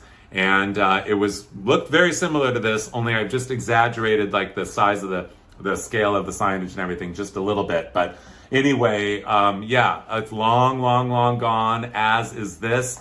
By the way, that was not an Arme and Davis building, but we're getting into all the Arme and Davis Googie buildings. Carolina Pines. This was, again, a special font. I love the lasagna noodle roof line there. Again, you can see into the building. I'm sorry, this is not a better shot. This is a postcard. That's all there is. This is the best known image left in existence. I love that kind of little on-purpose lean-to on the left side there under the sign that basically mimics the shape of the bottom of the sign. And by the way, pines, don't you love the pines on the sign? I know. I mean, we could go on and on and on. This is Johnny's Coffee Shop. We did see Johnny's Broiler in Downey. That was part of Harvey's, Johnny's, Bob's, that one that's changed name three times. This is another one of the Johnny's, originally Romeo's Times Square. This is a little bit altered version of a 1955 Arme and Davis coffee shop that has been closed for about 20 years but sits empty at a very prominent corner right across the street from the Motion Picture Academy of Arts and Sciences or whatever museum, and not whatever. It's an incredible museum. Anyway, and then also the Peterson Automotive Museum on the third corner is this. So if you go to the Academy Museum or the Peterson Museum, you are going to see this building. Bring it back. At one point, I thought it was going to be the subway, a subway terminal. I don't think it's ever going to be a coffee shop again, you guys. I'm sorry. It's just reality. It's not the spot for it anymore. I mean, too many moving parts and pieces outside. But anyway, I thought they were going to build it as the subway, rebuild it as a subway station where you walk in and go down escalators to the subway they're building there, but I guess not. This is Stanley Burke's, built in 1958, a big swoopy roof line. Notice the trio of palms. Again, landscaping very important here. This was taken about 10 years ago. The giant birds of paradise there, the rock wall. This is, as I said, maybe I didn't, Arme and Davis. At this point, it was no longer Stanley Burke's as it was originally. It was called Corky's. And I will tell you, Corky's went out of business, but it is now all fenced in, not to be demolished. But it is going to become a Chick-fil-A. And I will have to say, Chick-fil-A, they built from scratch a mid-century modern style, Googie kind of style restaurant in Burbank. So maybe they will do right by this and kind of keep it definite. I mean, they're going to keep that swoopy roof line, but we'll see what they do. Conrad's is now Astro Coffee Shop. This is actually right down the street from me in my neighborhood. It's basically two V's. It still looks like this, except it's been a little bit altered and kind of too much for me to even show you a picture of it, but it could easily be brought back to this because everything they kind of tacked onto it could be taken away in an afternoon. It is a mid-century modern masterpiece. The year, 1958. The Huddle, 1957. This is Covina. Again, we're still talking about showing you Arme and Davis restaurants. Look at that Huddle, that sign. Absolutely one post for every letter. And again, it's a little drunken. The orange, the yellow, the white. The font is just the epitome of that Googie font, the word restaurant spelled out like that, so playful. I mean, it's also kind of, you guys, the word I haven't used yet is, it's a little beatniky. It's a little bit beatnik. It really is. I mean, it's very alternative. It's not traditional. It is very forward thinking, very alternative. So yeah. Anyway, so I love those kind of cow catcher things coming out in front there in the different colors. This did have a multicolored striped rock roof. Sadly, you can't see it there, but I remember this restaurant when I was a little kid. I don't remember ever going there, but we used to pass by it a lot on the freeway, and I always noticed it because absolutely incredible. I mean, just the shape of it, the geometry of it, the design of it. I mean, these buildings are mid-century modern masterpieces. This is Simply Wholesome.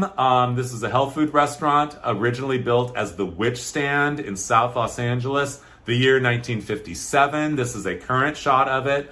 And look at that spike there. This is another angle when it was new. As I said, the Witch Stand, it was a coffee shop, drive-in restaurant. Again, we're still talking about Armé and Davis, the granddaddies of Googie. I love the whole restaurant. Looks like it could just lift off in a windstorm and take off. That's part of the other thing about Googie. It's light.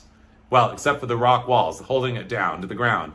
But anyway, I love that coral wing there. That coral wing is where the car hops would serve you. You would pull up under it. They'd walk out with a tray and take your order and then bring it out and put the tray on your, hook the tray on your window, and your food would sit there and you'd eat in your car. I know. I mean, it just sounds wonderful, doesn't it? I love the yellow and white panels on front. Those are backlit plastic. They have stars. They light up at night. And of course, that spike is unbelievable. And as you saw, it is still there. This is the side version here. I just love that kind of folded, unfolded paper kind of style lettering. The alternate white, yellow, white, yellow, white, yellow. Again, this is the epitome of the Googie font, you guys. And this is a timeless classic font. Also, you can see the little garden again for the 20th time, maybe not 20, but I've said it a few times. Landscaping is a very important part of the whole style of Googie. I love the totem of signs there pointing you. I wish we could read. There are very few photos of this restaurant. I mean, people were not taking photos of restaurants in these days. This is Norms. This still stands. This is absolutely an American classic of the absolute highest order. Norms on La Cienega. There were several Norms built. Norms is still in existence. And they are just kind of gone back in the last few years to kind of building them Googie style again, which is great. But this is the genuine article. This is, again, a mid-century modern masterpiece. The building really looks like this exactly to this day. Look at that giant pennant sign. It lights up N-O-R-M-S. Yeah, that's it. Sorry. Anyway, and don't you love what you'd have for dinner back then in 1957? That's when this photo was taken. But again, I tell you, it looks virtually just like this. I love the sign on the side that, again, in your favorite lesbian aunt's handwriting says open 24 hours. 2 rolls, 2 pats of butter, parsley on your cream of whatever soup. It looks like Thousand Island dressing with bacon bits. Please, I love the sour cream and chives and that baked potato being revealed, sitting on a little bed of tinfoil. Parsley, that perfectly grilled steak, perfectly posed on the bias on that plate. 2 forks, 2 spoons, knife, napkin, cloth napkin, cup of coffee, water, and juice de tomate. Oh, I know. Anyway, I just had to show you the graphics here. This was their matchbook graphics. I just love this, but the whole thing is like, you guys, it's also otherworldly. I mean, you could build Googie architecture would be suitable to be built on another planet. So, I mean, that's the thing. We've gone places. This Googie architecture is transformative. It's taking you out of the world of then and taking you to the world of tomorrow. I mean, literally, it's Tomorrowland architecture. I didn't mean to I thought I edited this out, but I didn't. This is a painting that I did of Norm's La Cienega about 30 years ago. And anyway, I just one day woke up and said, I've got to do a poster style painting of Norm's La Cienega. And so I did, and this is it. And anyway, it's in a private collection now. And I haven't seen it in a long time, but at least I have this photo. And here is a close-up of the sign, the striped neon, and the neon, oh, I forgot to tell you, I should have video of it, but I don't, sorry. Each one of those little neon tubes goes, grrrt, grrrt, grrrt, like that. So it really is very animated. And of course, the backlit plastic letters that say Norms. Here is an interior shot. We're looking at the brilliant design of those counter stools there, which don't go into the ground, which makes cleaning a breeze. Notice the base of them kind of goes down and then goes in at a diagonal to the base of the counter there. I love the slanted roof. We're inside of Norms, 1957. The slanted roof. I love the spotlights. I love those air conditioning ducts, though, are more like from the 1930s. I know. The Nelson bubble lamps there, the Eames chairs. Did we talk about the terrazzo floor? Did we talk about the orange beams poking out? Did we talk about the bow on the back of the, well, let's just say waitress, because back then she was a waitress. Don't you love that big turquoise bow? I know, that's my favorite part of the whole thing, but I love it all. Of course, you know that the Penguin, built in 1959. Again, this is Arme and Davis. You can see this is one of their original architectural renderings. Sorry, I have to take a drink out of my Dairy Queen cup. We could do a whole show on Dairy Queen, by the way. Okay, sorry. Woo. One more little drink. Oh. How's everybody doing so far? You guys okay? Good, I am too. I love Googie architecture. I mean, it gives me life, quite frankly. The Penguin! Okay, 1959, architectural rendering. Thankfully, the Penguin still stands as a Mel's. It was a dentist office for like 30 years. And then Mel's, which is a famous coffee shop chain, drive-in restaurant chain, immortalized forever in the movie American Graffiti. That was a Northern California store that's in that movie. But Mel's expanded to Southern California, 20 years ago or whatever. And they've taken over 3 Googie coffee shops and keep them alive. And the former Penguin is one of them. The Penguin is still up on the top of the roof there. I mean, on the top of the sign. Yeah, that Penguin there has been there since 1959. And you can see that kind of pointed front and everything, all that glass. This, the landscaping. This is Googie. This is Mel's. Thank you, Mel's. Mel's also took over Ben Frank's, which is the place. Sorry, I told you that I had. Yeah, sorry. I know. I'm a human being. I know. You know, I'm human. Anyway, and my love for all of this stuff is real. You cannot fake it. No, you can't. And my admiration and appreciation for you joining me for this is also real. I mean, we're celebrating this stuff together. Anyway, okay, this is an in-camera mashup of the original signage at the Penguin. And it was done by George Mann in 1959, probably maybe 1960, who knows. But anyway, you can kind of get an idea of all the arrows. And again, the signboard of coffee shop. Oh, it's not normal. I love the Penguin font. It's a little kind of, again, it's a little bit, it's kind of original and different and unique and playful and artful. So I wanted you to see that. This is the interior following the shape of the front there. Very, very kind of, it almost has a Santa Fe kind of color palette, but I think it was probably oranger in real life and less brown sugar, but it has the terrazzo floor. I love the turquoise menus with a penguin on it that matches the counter stools there. Again, that fake wood grain Formica, we absolutely love that. And you can see the penguins up there on the upper left. Here's a better view of them. These were like, custom made by some craft person that they hired that did kind of commercial crafts or commercial, one-of-a-kind commercial crafts for these different restaurants and stuff. And you can also see back there across the backside of the restaurant, or the where the cooks are, those two panels, brown, orange panels there. And those are made of Formica, I can tell you that. There's the tile, that orange tile. I'm not sure what that is in turquoise there, but I love the heat lamps hanging down there. And of course, a close-up of the Penguin menus. And of course, that countertop. Absolutely spellbinding. Pans is the granddaddy of all of Southern California's Googie coffee shops and the granddaddy of all Googie coffee shops. This is the end-all, the be-all, the it-all, one-of-a-kind, 1958, Arme and Davis, a mid-century modern masterpiece of the absolute highest order. That roof line there is like just, it's light as a feather sitting on glass walls. I mean, it is literally a canopy, like a pavilion, like a garden pavilion. You can see in, you can see out. I love the pan sign.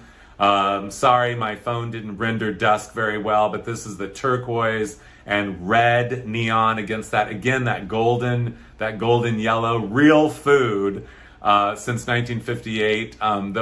Those plastic backlits there used to say something else, I'm not sure, but they changed them a while back to say real food as opposed to fake food. And since 1958, Pans is on point, world class. Food is delicious. I love the starburst there. That metal starburst. There's actually another one there, but you can't see it for the palm tree. This is another angle there. You see the sign in the background. This is at a very prominent corner near LAX, La Tijera and La Cienega. You can see this is a building with a point of view. The garden comes to a point. I mean, in all its simplicity, in all its shapes and forms, and Googie style is, very simple. Really, it's very simple and very stunning. And again, the two palm trees are really the crowning touch to the whole building there. Inside, you are meeting Rena Poulos. She was the owner of Pans. She and her husband opened it in 1958.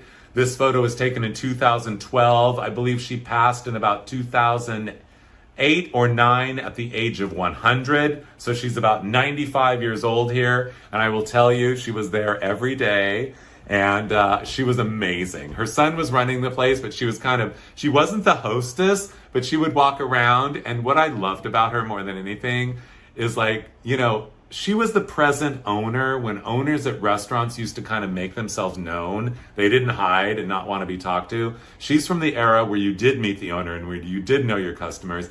And so she was the master of being friendly but not familiar. And, she'd walk around and talk to the tables and stuff and just kind of, her social skills were so sharpened by years of doing that. It was just incredible. I mean, she was like a genius. She really was. I miss Rena so much. She was so sweet. And I'm so glad that I saw fit to have her sit down and take this portrait. Look how beautiful the restaurant is. It looks exactly like this. By the front door, she is showing me, look at her jewelry, her rings and everything.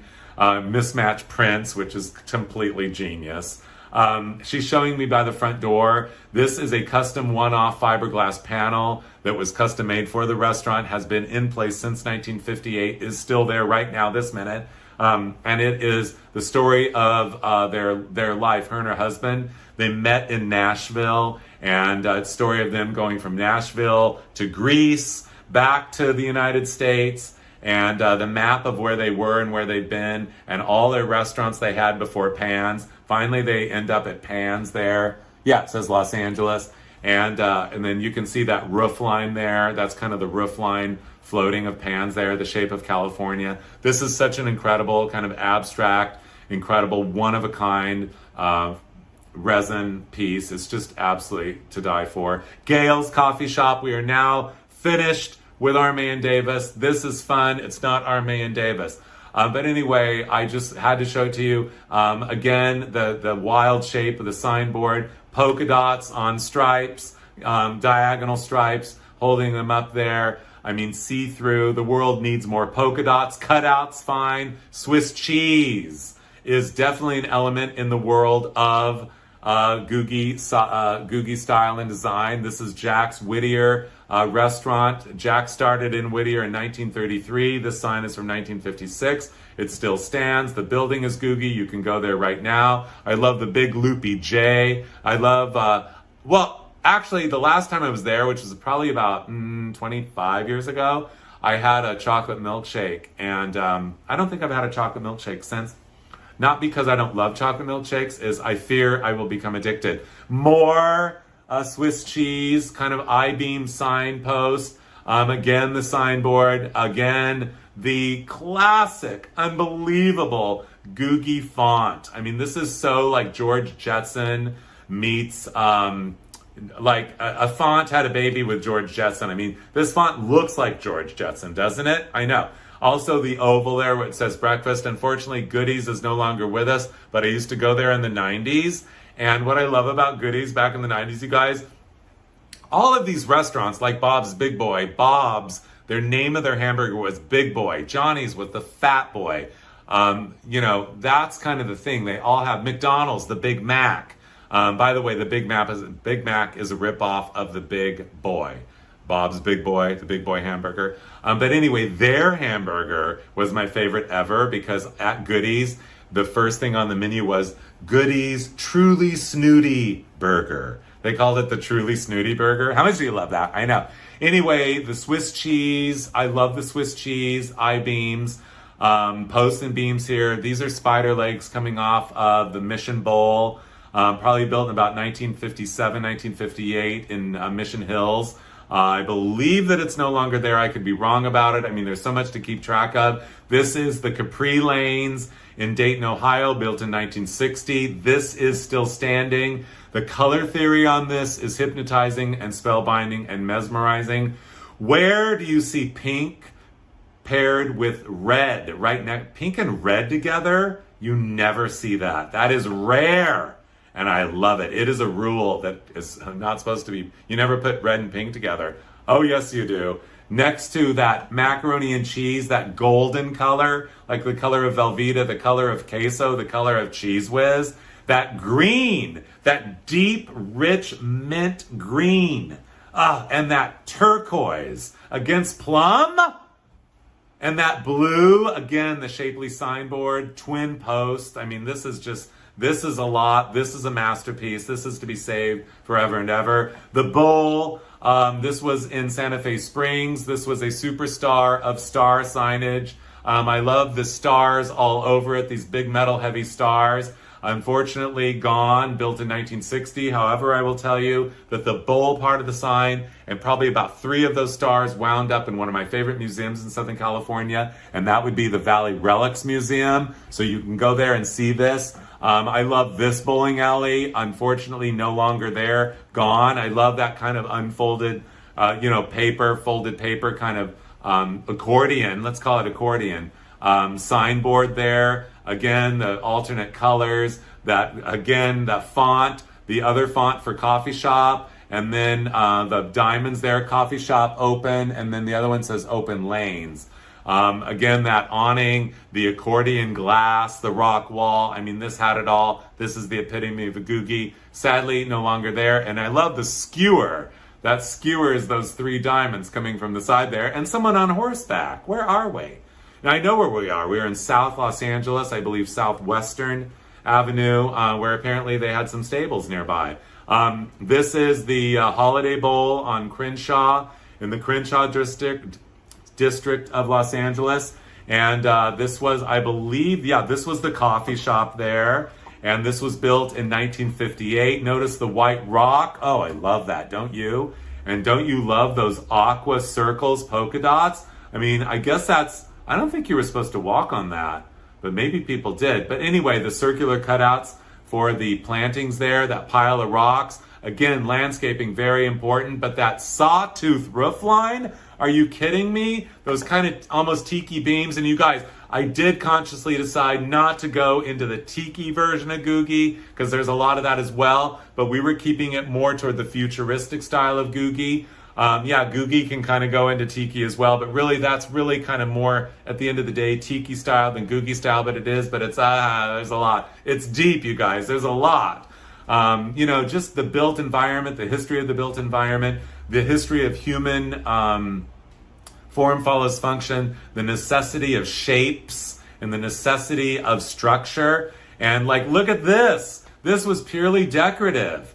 And this still stands. They preserved a portion of the coffee shop of the Holiday Bowl when they bulldozed the Holiday Bowl and built a Walgreens there. Probably about 15 years ago, I'm going to think that was, maybe 20 now, but it still stands. It is a Starbucks, but thank you, Starbucks, for going in there and being the tenant of the former coffee shop at the Holiday Bowl. So you can go there right now and order your double macchiato, waki, wookie, waki, pumpkin spicy auto. Thank you, you're welcome. The Covina Bowl, 1955. According to the legend, this is the first bowling sport palace in all of Southern California. Yes, billiards, beauty parlor, barbershop, banquet rooms, coffee shop, cocktail lounge, nursery for the kids. I mean, this place has it all. This is a community center and bowling alley at the same time. They even had a stage there with live bands. Yes, the Camina Bowl. I will tell you that it is no longer a bowling alley. Most of it still stands. However, the bowling alley part of it got chopped off. Only the sign and the front there that you're seeing and the big pyramid survived. They now built condos on the left side of it there, and anyway, but at least this portion is still standing. This is, by the way, we're now into the world of Powers, Daly, and DeRosa, the Googie architectural firm that did many of the bowling alleys. This is the Town and Country Bowl in Sacramento, built in 1958. Don't you love how it goes, I know. I mean, that's like, the building is like, it's doing so many things. It's being like a double bill on a hat. It's being like a building that's sticking its tongue out over here and then over here. I mean, and then like, who is the person? This is landscaping where it could make you have, I mean, I'm sorry to have to say it, but really a seizure. Because, I mean, who planted that palm tree there? It's not exactly the right spot for it, but we forgive and we will appreciate. Because this is like a trifecta of the woo, woo, and palm. Sorry, did I say palm tree? Sorry, palms are not trees, they're grasses. I learned that in Palm Springs. This is the Bowlium in Montclair, California. This is the bowling alley I grew up with. I never, ever, ever have passed by this my entire life since birth till now without gasping at those two giant, like, very thin arches. One you walk under, well, you both walk under one of them, but just to go inside of a bowling alley. I mean, it's out of this world. To be there in person, to walk under them, to stand before them, to drive by them, to see them, to fly over them in an airplane, just to even think of them makes my brain explode with joy. I mean, don't you just love those? I know. We could go on and on and on, and we will, about this. This gives bowling ball a whole new meaning. This is, I know, in Lexington, Kentucky. My friend Lucy was driving me around Lexington, Kentucky, and she's like, I almost forgot. We got to go to the bowling alley. So I'm like, you're kidding me. Look at this bowling alley. So that bowl, that big bowling ball with the letters on it, is spotlit there. You can see there are two spotlets, six altogether. But can you believe this sign? I mean, I know. In St. Louis, it is the Tropicana lanes, 52 lanes. Love the shape of that, kind of that wavy magic carpet shape. Tropicana lanes written out there, very casual, very quick, very sure of itself. The bowl on that textured backboard there, you can see the shape of the neon inside, how it lights up. Again, this is so like Hanna-Barbera style, you guys. Flintstones, George Jetson, that giant arrow, again, that color palette. Googie loves yellow, Googie loves orange, Googie loves turquoise, Googie loves the turquoise green. Bowlware, you see the magic AMF triangle. Okay, I will. The Corbin bowl. Again, I love that handwriting. I love nothing more, though, than circles with that font in it. This time we get to see it, the neon lit up. And I mean, it is like rhythm. It is jazz. I mean, yeah. I mean, I'm trying to come up with all these terms that we can equate with what is the essence of, what is the meaning of, how do you explain Googie? It is the jazz of architecture in the mid-century era. It really is. I mean, it was rules being broken. It was free form. It was improvised. It was, a lot of these places are one of a kind. So yeah, and I know it's a lot. It's a lot for the human mind. It's thrilling is what it is. Look at the Futurama Bowl. Do you know the way to San Jose? Because that's where this is. Again, this is an AMF bowling alley. And I do hereby declare this is our Powers, Daly, and DeRosa. I'll never forget, about 25 years ago, I was on my way to meet the last surviving of the trio of men, Powers, Daly, and DeRosa. I was going to go meet Mr. DeRosa. And this is before, phones and everything. And somehow he was really old and he gave me the wrong directions, and I never ended up meeting him, and I'm sorry to say. But I love on this one, each one of those circles is skewered, And I love, instead of the neon, it's got the sparkling light bulbs in there. I also love, you guys, and I'm sure you do too, Futurama, again, written out in that very sure of itself font. Both sides of where it says Futurama, there's those metal starbursts and a bowling pin up top. Where do we begin to behold the glory of this? It's almost too much to bear. I don't know where to begin. Yes, you guys, this is an abstract. This is jazz. Remember a minute ago? I'm telling you, this is jazz. This is a sign. This is a sign. It's like, how about we do it like this? Let's like swirl some like tubular tube, metal tube, and stick it on this spike of a sign. And then let's put the circular letters out there, multicolors. This is rich, you guys. This is like toys for adults in the form of architecture, in the form of signage. This is speaking to the depths of your inner spirits and deep soul. Yeah, like I said, speaking to your deep inner spirits and the infinity of your soul and spirit. This is where we're going. This is where it takes us. Okay, we haven't seen the shade of chartreuse. And we don't talk about chartreuse that often in our lives, but we're going to talk about it now. This is the Wonder Bowl, Anaheim, California, 1957. One of the greatest fans of a sign ever. I'm a fan of this fan. This is like a sign doing ballet in front of you. It's like skewers with bowling balls telling you where you are. Over on a little further back there, more skewered bowling balls. One says wonder, the other says bowl, up and down. Again, the color scheme, we talked about the chartreuse. We didn't talk about that teal, the porte cochere there, the V signpost there, where it says open bowling. So it says, what does it say? 24 hours, free instructions daily, Helen Terry at Piano Bar, roast sirloin and beef dinner, $165, coffee shop, 95-cent luncheon. I know, I gotta take a drink, you guys. Savor your senses on this.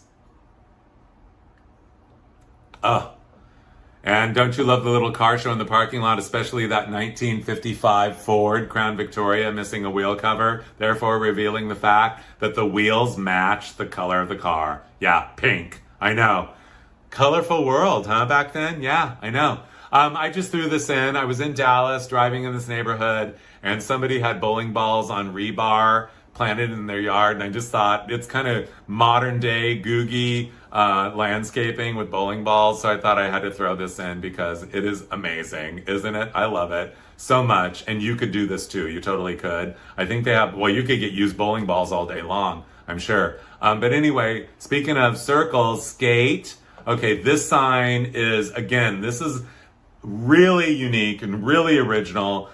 This is in San Antonio, Texas. This is obviously the skating rink. The turquoise, that pink, that deeper pink, purple, again, rare. That shade of lime green, rare. Again, the turquoise at the end. The stripes, the candy stripes, like candy canes. This is the full signboard. It's tall, I'm standing there. But also what I really wanted you to see is the finish of the way they filled in that space. Again, that geometry. It's like, it's doing things with your senses, the triangles, the rectangles, the blanks, the non-blanks, the shapes, the colors, the stripes, the circles, the drunken. I mean, this is a full course meal. You guys, I mean, this is the meat, the potatoes, the sides, and the dessert with food coloring and everything. I know. Okay, this is the gay pride cleaners. I meant the pride cleaners in Chicago. This is a missile launcher roof line on the south side of Chicago where there is very little Googie architecture, but I was in Chicago and I was, doing my research and I saw this and I had to go see it. And so everyone said, don't go to the south side of Chicago. I'm like, I'm going. So I went, of course. This is why I said it should be called the Gay Pride Cleaners, because the multicolor, it's like the gay pride flag there. Anyway, don't you love shirts laundered, that handwriting written on the bias and everything? Yeah, who would have known? Again, no fear of color, no fear of shape, no fear of scale. This is the most exquisite mid-century modern gas station in the United States. Originally designed to be built near the theme building at LAX. It did not get built there in 1965 as it was intended to and illustrated to, although it's not in the background here. But anyway, yeah, Union 76, it did get built in Beverly Hills. This is the original rendering, and it's on the wall right now in the gas station in Beverly Hills. And we're going to do a little drive-by. Here we are. This is it, actually. I don't know why. I don't know if yours, on my monitor, is making it flicker, and I'm sorry if it's flickering for you. So, but we're not talking about flickering. We're talking about the greatest mid-century modern gas station in the United States. Here is another gas station. No longer a gas station. It is a used car lot, but it used to be a gas station. This is in Sacramento, California. And I will tell you that I stopped in there, and they thought I wanted to buy like a 1999 Honda or something. No, I didn't. I just wanted to talk to them about the shape of their building, and they acted like they hardly noticed it. But anyway, that's okay. I love this vintage shot, about 1956, of Peter Pan snack shop in Chicago. This is Berwyn, Illinois, actually, a suburb of Chicago. It's round, and it's kind of that folded, I call it folded paper, but most people say folded plate roof. But I just had to show it to you. It's very playful, very Googie. You can see barely there the caricature of Peter Pan under the A there and the T. And by the way, again, multicolored letters on the signboard and shapely signboard down below. Something about beef, breakfast, lunch, and dinner, hamburger steaks, fried chicken. This is like a blurry photo that went crazy, but this is the Iceberg in 1960. It was built in Salt Lake City, and this is where they will serve you. They have like 49 flavors of milkshakes, maybe even more, and they make them, and they actually stand up out of the, that wax-coated cup that you get at fast food stands, and they serve it to you like upside down. It's not the only place that does that, but you can turn it upside down, and it's so delicious. And if you want to get hooked on thick milkshakes, the thickest milkshakes, you want to go here. I love the zigzag roof line. That's why we're looking at it. This is Vandy Camp's, currently a Denny's, formerly a Vandy Camp's. Vandy Camp's was a bakery that started in Los Angeles, probably, I'm going to say 115 years ago. And they started as little neighborhood, like little windmill-shaped bakeries. And they were all over Southern California, all over Los Angeles in neighborhoods. And then they expanded in the 60s, and they built the whole, probably about 20 of these round restaurants. Again, the folded paper roof line, as I call it. But unlike the Peter Pan you just saw, instead, you got this with a windmill. And so here's the weird thing. Vandy Camp's went out of business years ago. Denny's took over this location. And I believe this is the only one of this particular restaurant body style that still stands. But anyway, what I was going to say about it is that the windmill, about probably 5 years ago, it was going and people were inside dinner time eating at Denny's, and all of a sudden, with no warning at all, the windmill literally fell off its spindle and fell right through the roof line, and smashed right on the top of someone's table and wrecked their Grand Slam breakfast they were having for dinner. I know. Anyway, no one was hurt, luckily, but it shut the restaurant down, of course. But I'm glad to tell you that it's back and spinning. Speaking of spinning, my head is spinning over this. This is Mr. and Mrs. Mid-Century Mobler. This lovely couple owns a spectacular mid-century furniture store in Berkeley, California. This is their home in the hills of Oakland. That is a 59 Thunderbird in the driveway. And I'm sorry to say I don't know exactly what year this house was built, but I'm going to guess 1957. But look at the top of this house, you guys. It looks like an accordion had a baby with a tuna can, doesn't it? I know. I just had to show it to you. I know we're not doing residential, but I had to break my law. Oh, you guys, speaking of round, shapely. The Guggenheim in New York City is probably the only Googie style. It's not technically Googie, but it's kind of Googie, so I had to include it. Plus, it's called the Guggenheim. And I think it should become the Museum of Googie, and they should call it the Googieheim. Yeah, you heard me. The Guggenheim needs to become the Googieheim. We need to move it forward. Yes, nothing stays the same. With all due respect to the Guggenheims, maybe it's time that we see fit to go talk to the foundation and say, hey, the Guggenheim has had its time as the Guggenheim. Let's change. Oh, it could be the Googieheim at the Guggenheim. Maybe we could do that. I don't know. But this is Frank Lloyd Wright, 1959. Originally, he wanted to paint this building red. Can you believe that? This is not the Guggenheim or the Googieheim, but it is a museum. Yes, indeed it is. This is the Las Vegas Neon Museum entrance, ladies and gentlemen. And it is quite spectacular. This is a crazy, whoa-ho building. This is really a copy, or very heavily inspired by a building in Cuernavaca, Mexico. And I have not been to Cuernavaca, Mexico, but I want to go there because I want to see the original of this building. Probably there. It was built in the early 50s. This was built in 1960. Originally, it was the La Concha Hotel front. This was on the Las Vegas Strip. I stayed here in the 90s. I'll never forget it.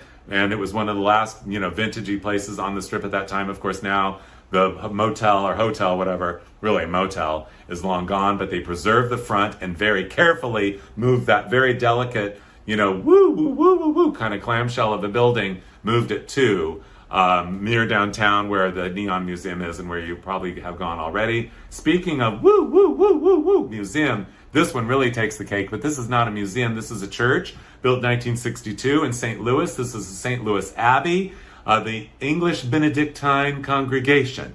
And so I went to, I did a show last year in St. Louis, and the people that hired me, usually the ones that pick me up at the airport, and they usually kidnap me, which is fine with me, and they take me around and they show me stuff. So we had just been to this place, Chuck-a-Burger, and they're like, since we're in the neighborhood, we got to show you this church. It's unbelievable. So we went there, and yeah, Googie.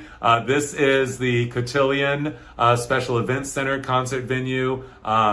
This is a multi-purpose center in Wichita, Kansas. And yes, it's a dome. Yes, it's round. And yes, it's got lollipops out front, multicolored lollipops. Again, playful, form follows function. Those catch your eye. It gives you a sense of wonder and whimsy, and it just makes you feel ageless and special, because it's special. And look at that font. Yeah. Don't you love that font? I absolutely love that font so much. I mean, the O is the best. I mean, the rest of it's incredible. That C, but the O with the circle down there under the side and everything, it's like font designers now would be, I hope you've been taking notes the whole time, because this Googie is fontalicious in every way. Inside the building, by the way, I hereby do declare that it looks like a Hollywood Bowl, a little Hollywood Bowl with a roof on it, a dome over it. Speaking of domes, this is a symphony of mushrooms. This is the State Capitol Bank of the Future, built in 1958 in Oklahoma City. Can you believe Oklahoma City? This is still standing. It looks like I'm calling it not mid-century modern, but mid-century mushroom modern. I know. Anyway, it's kind of altered a little bit because they've closed in some of that glass, but it basically is kind of still there. And I've been inside. You can see that's some of the glass closed off, those 80s like square windows. But anyway, what I wanted to show you about the inside of this bank since day one still is the elevator is this round, this whole sofa goes all the way around, and you can see the little control there. This is actually the elevator, you guys. It's not a traditional elevator. You open that little door, you go in, you sit down, and there's the little control panel, and the whole round circle, the seating area, goes down to the next level, and then we'll come right back up. Can you imagine? I've never seen an elevator like this anywhere. This is the Santa Onofre Visitor Center. Santa Onofre is a nuclear power plant in Southern California. I don't think it's still operating. I should know these things, but instead I concentrate more, you guys, for better or for worse, I concentrate more on the built environment than I do the environment of, or how our energy comes to us. Anyway, though, that dress, that car, my mother had that dress, exactly. She wore it to Sears one day. We went to the petting zoo that was happening there, and a goat ate a hole in the back of her dress. I'll never forget. I'll never forget her turning around and going like, "A goat ate a hole in the back of my dress." I mean, when your mother would have turned around and said that to you, you would never forget that. And my aunt had that exact car. And I'll never forget, we were going to Disneyland. It was my birthday. She came over and she was going to drive us in that exact car, in that exact color. It's a 58 Ford, by the way. And anyway, the car was missing a wheel cover. And I thought to myself, I'm going to have to ride to Disneyland all the way to Disneyland in a car missing a wheel cover. I don't think so. But anyway, I ended up doing it, sitting in the back seat. But I sat on the other side where the wheel cover wasn't missing. Sat on the side where the wheel cover wasn't missing. Okay, this is weird. This was in El Paso, Texas, on the very outskirts of El Paso, Texas. We were coming from Carlsbad Cavern. We've been driving all the way across Texas in a 66 Cadillac. And this is a road trip about 10 good years ago. And I'll never forget, we passed on the far outskirts of town, of all random things, an X-rated drive-in movie theater. I mean, it was daylight, so nothing was playing, but I'm like, it says X-rated drive-in. I'm like, what? I've never even heard of such a thing. And there was nothing else around it, nothing, except for this. This little flying saucer building that looks like a clamshell and a flying saucer had a baby. But I know, so random, right? Anyway, I didn't ask questions. I just got out, took a picture, and left. But I did ask questions here. Overland Park, Kansas, ladies and gentlemen. This is a house, a private home. As I said, I kind of made a rule to myself when I was putting this together. No residential, but I realized there's a ton of residential in here. But anyway, this is a one-off home, custom built by this man. This was about 10 years ago. He has since passed. And anyway, he was an engineer, and he told me that he said he had an engineering firm, and basically what happened is that he didn't have any work, and he had employees. And so he thought, well, I'm not going to let my employees go, so I'm just going to have them design a house for me. And this is the house, you guys. It's the most bizarre house I've ever been in. Okay, we're going in. So basically what's happening is, yeah, you can see that's clear roof on the left side there. And very unusual. Of course, I weaseled my way in by knocking on the door. And you go in, and now you're inside the dome, you're in the patio. And here's the house. That is the front of the mid-century modern house inside the dome.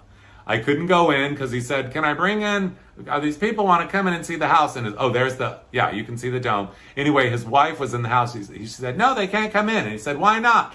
And she said, because I'm watching The Price is Right. I'll never forget. Anyway, and then a pool. So it's like an enclosed patio. It's like a house and an enclosed patio. It's all under a dome. Very futuristic. Speaking of dome, I know, it was unbelievable. Still standing, inherited by the next generation, the next gen, as we say now. This is the Giant Breast Church of the Breast. Actually, the first Lutheran church, I believe, in Oklahoma City, built in 1958. This was it 5 years ago. It has since been bulldozed. But it is like outrageously, unbelievably gorgeous. And I know, where do we begin? Very outer space, that spike on top or whatever is absolutely hypnotizing, spellbinding, and mesmerizing. I'll never forget, I went inside there, and it was wide open and had the most incredible acoustics. I have to take a little drink and give your ears a little break and my voice a little break. Anyway, I'll never forget, I went in there and I was in there all by myself. And I busted into song. Climb every mountain, ford every stream, follow every rainbow, till you find your dream. I know, a dream that will need. I know, I love singing. I love that song. Anyway, and that's what I sang in there at the top of my lungs, and it just echoed back at me, and I felt the spirits of the universe talking back to me. Okay, this is St. Louis. Who knew St. Louis was going to appear so much? And Oklahoma. I know, that was in Oklahoma City, by the way. I don't think I just said that. The Giant Church of the Breast, which has since been bulldozed, as I said. This has not been bulldozed. This is 1964, styled after the Pan Am terminal building at JFK, built 4 years earlier. This was originally built as a fast food stand, and currently, I believe it's Del Taco and Starbucks. And the preservationists in St. Louis fought like mad to save this building. I mean, I know, it's unbelievable. It's like you think you've landed on Mars or something. Speaking of landing on Mars, okay, this has a lot going on. This is the Parasol Restaurant and Coffee Shop, built in Long Beach, California, actually Seal Beach, I believe, in 1967. And the signage there, you can see the, I love the skewered orbs and the multicolor. Again, it's like a pavilion at the World's Fair.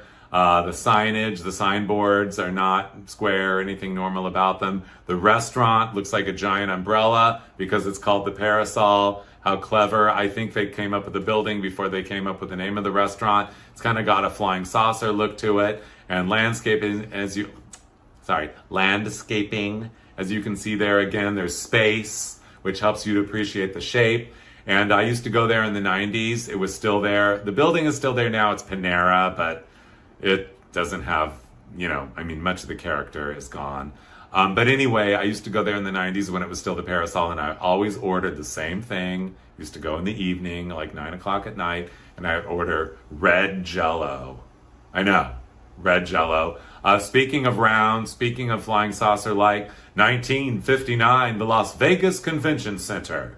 Yes, this is a slide that is so spectacular, one of my all-time favorites. Look at the divine divinity of that structure.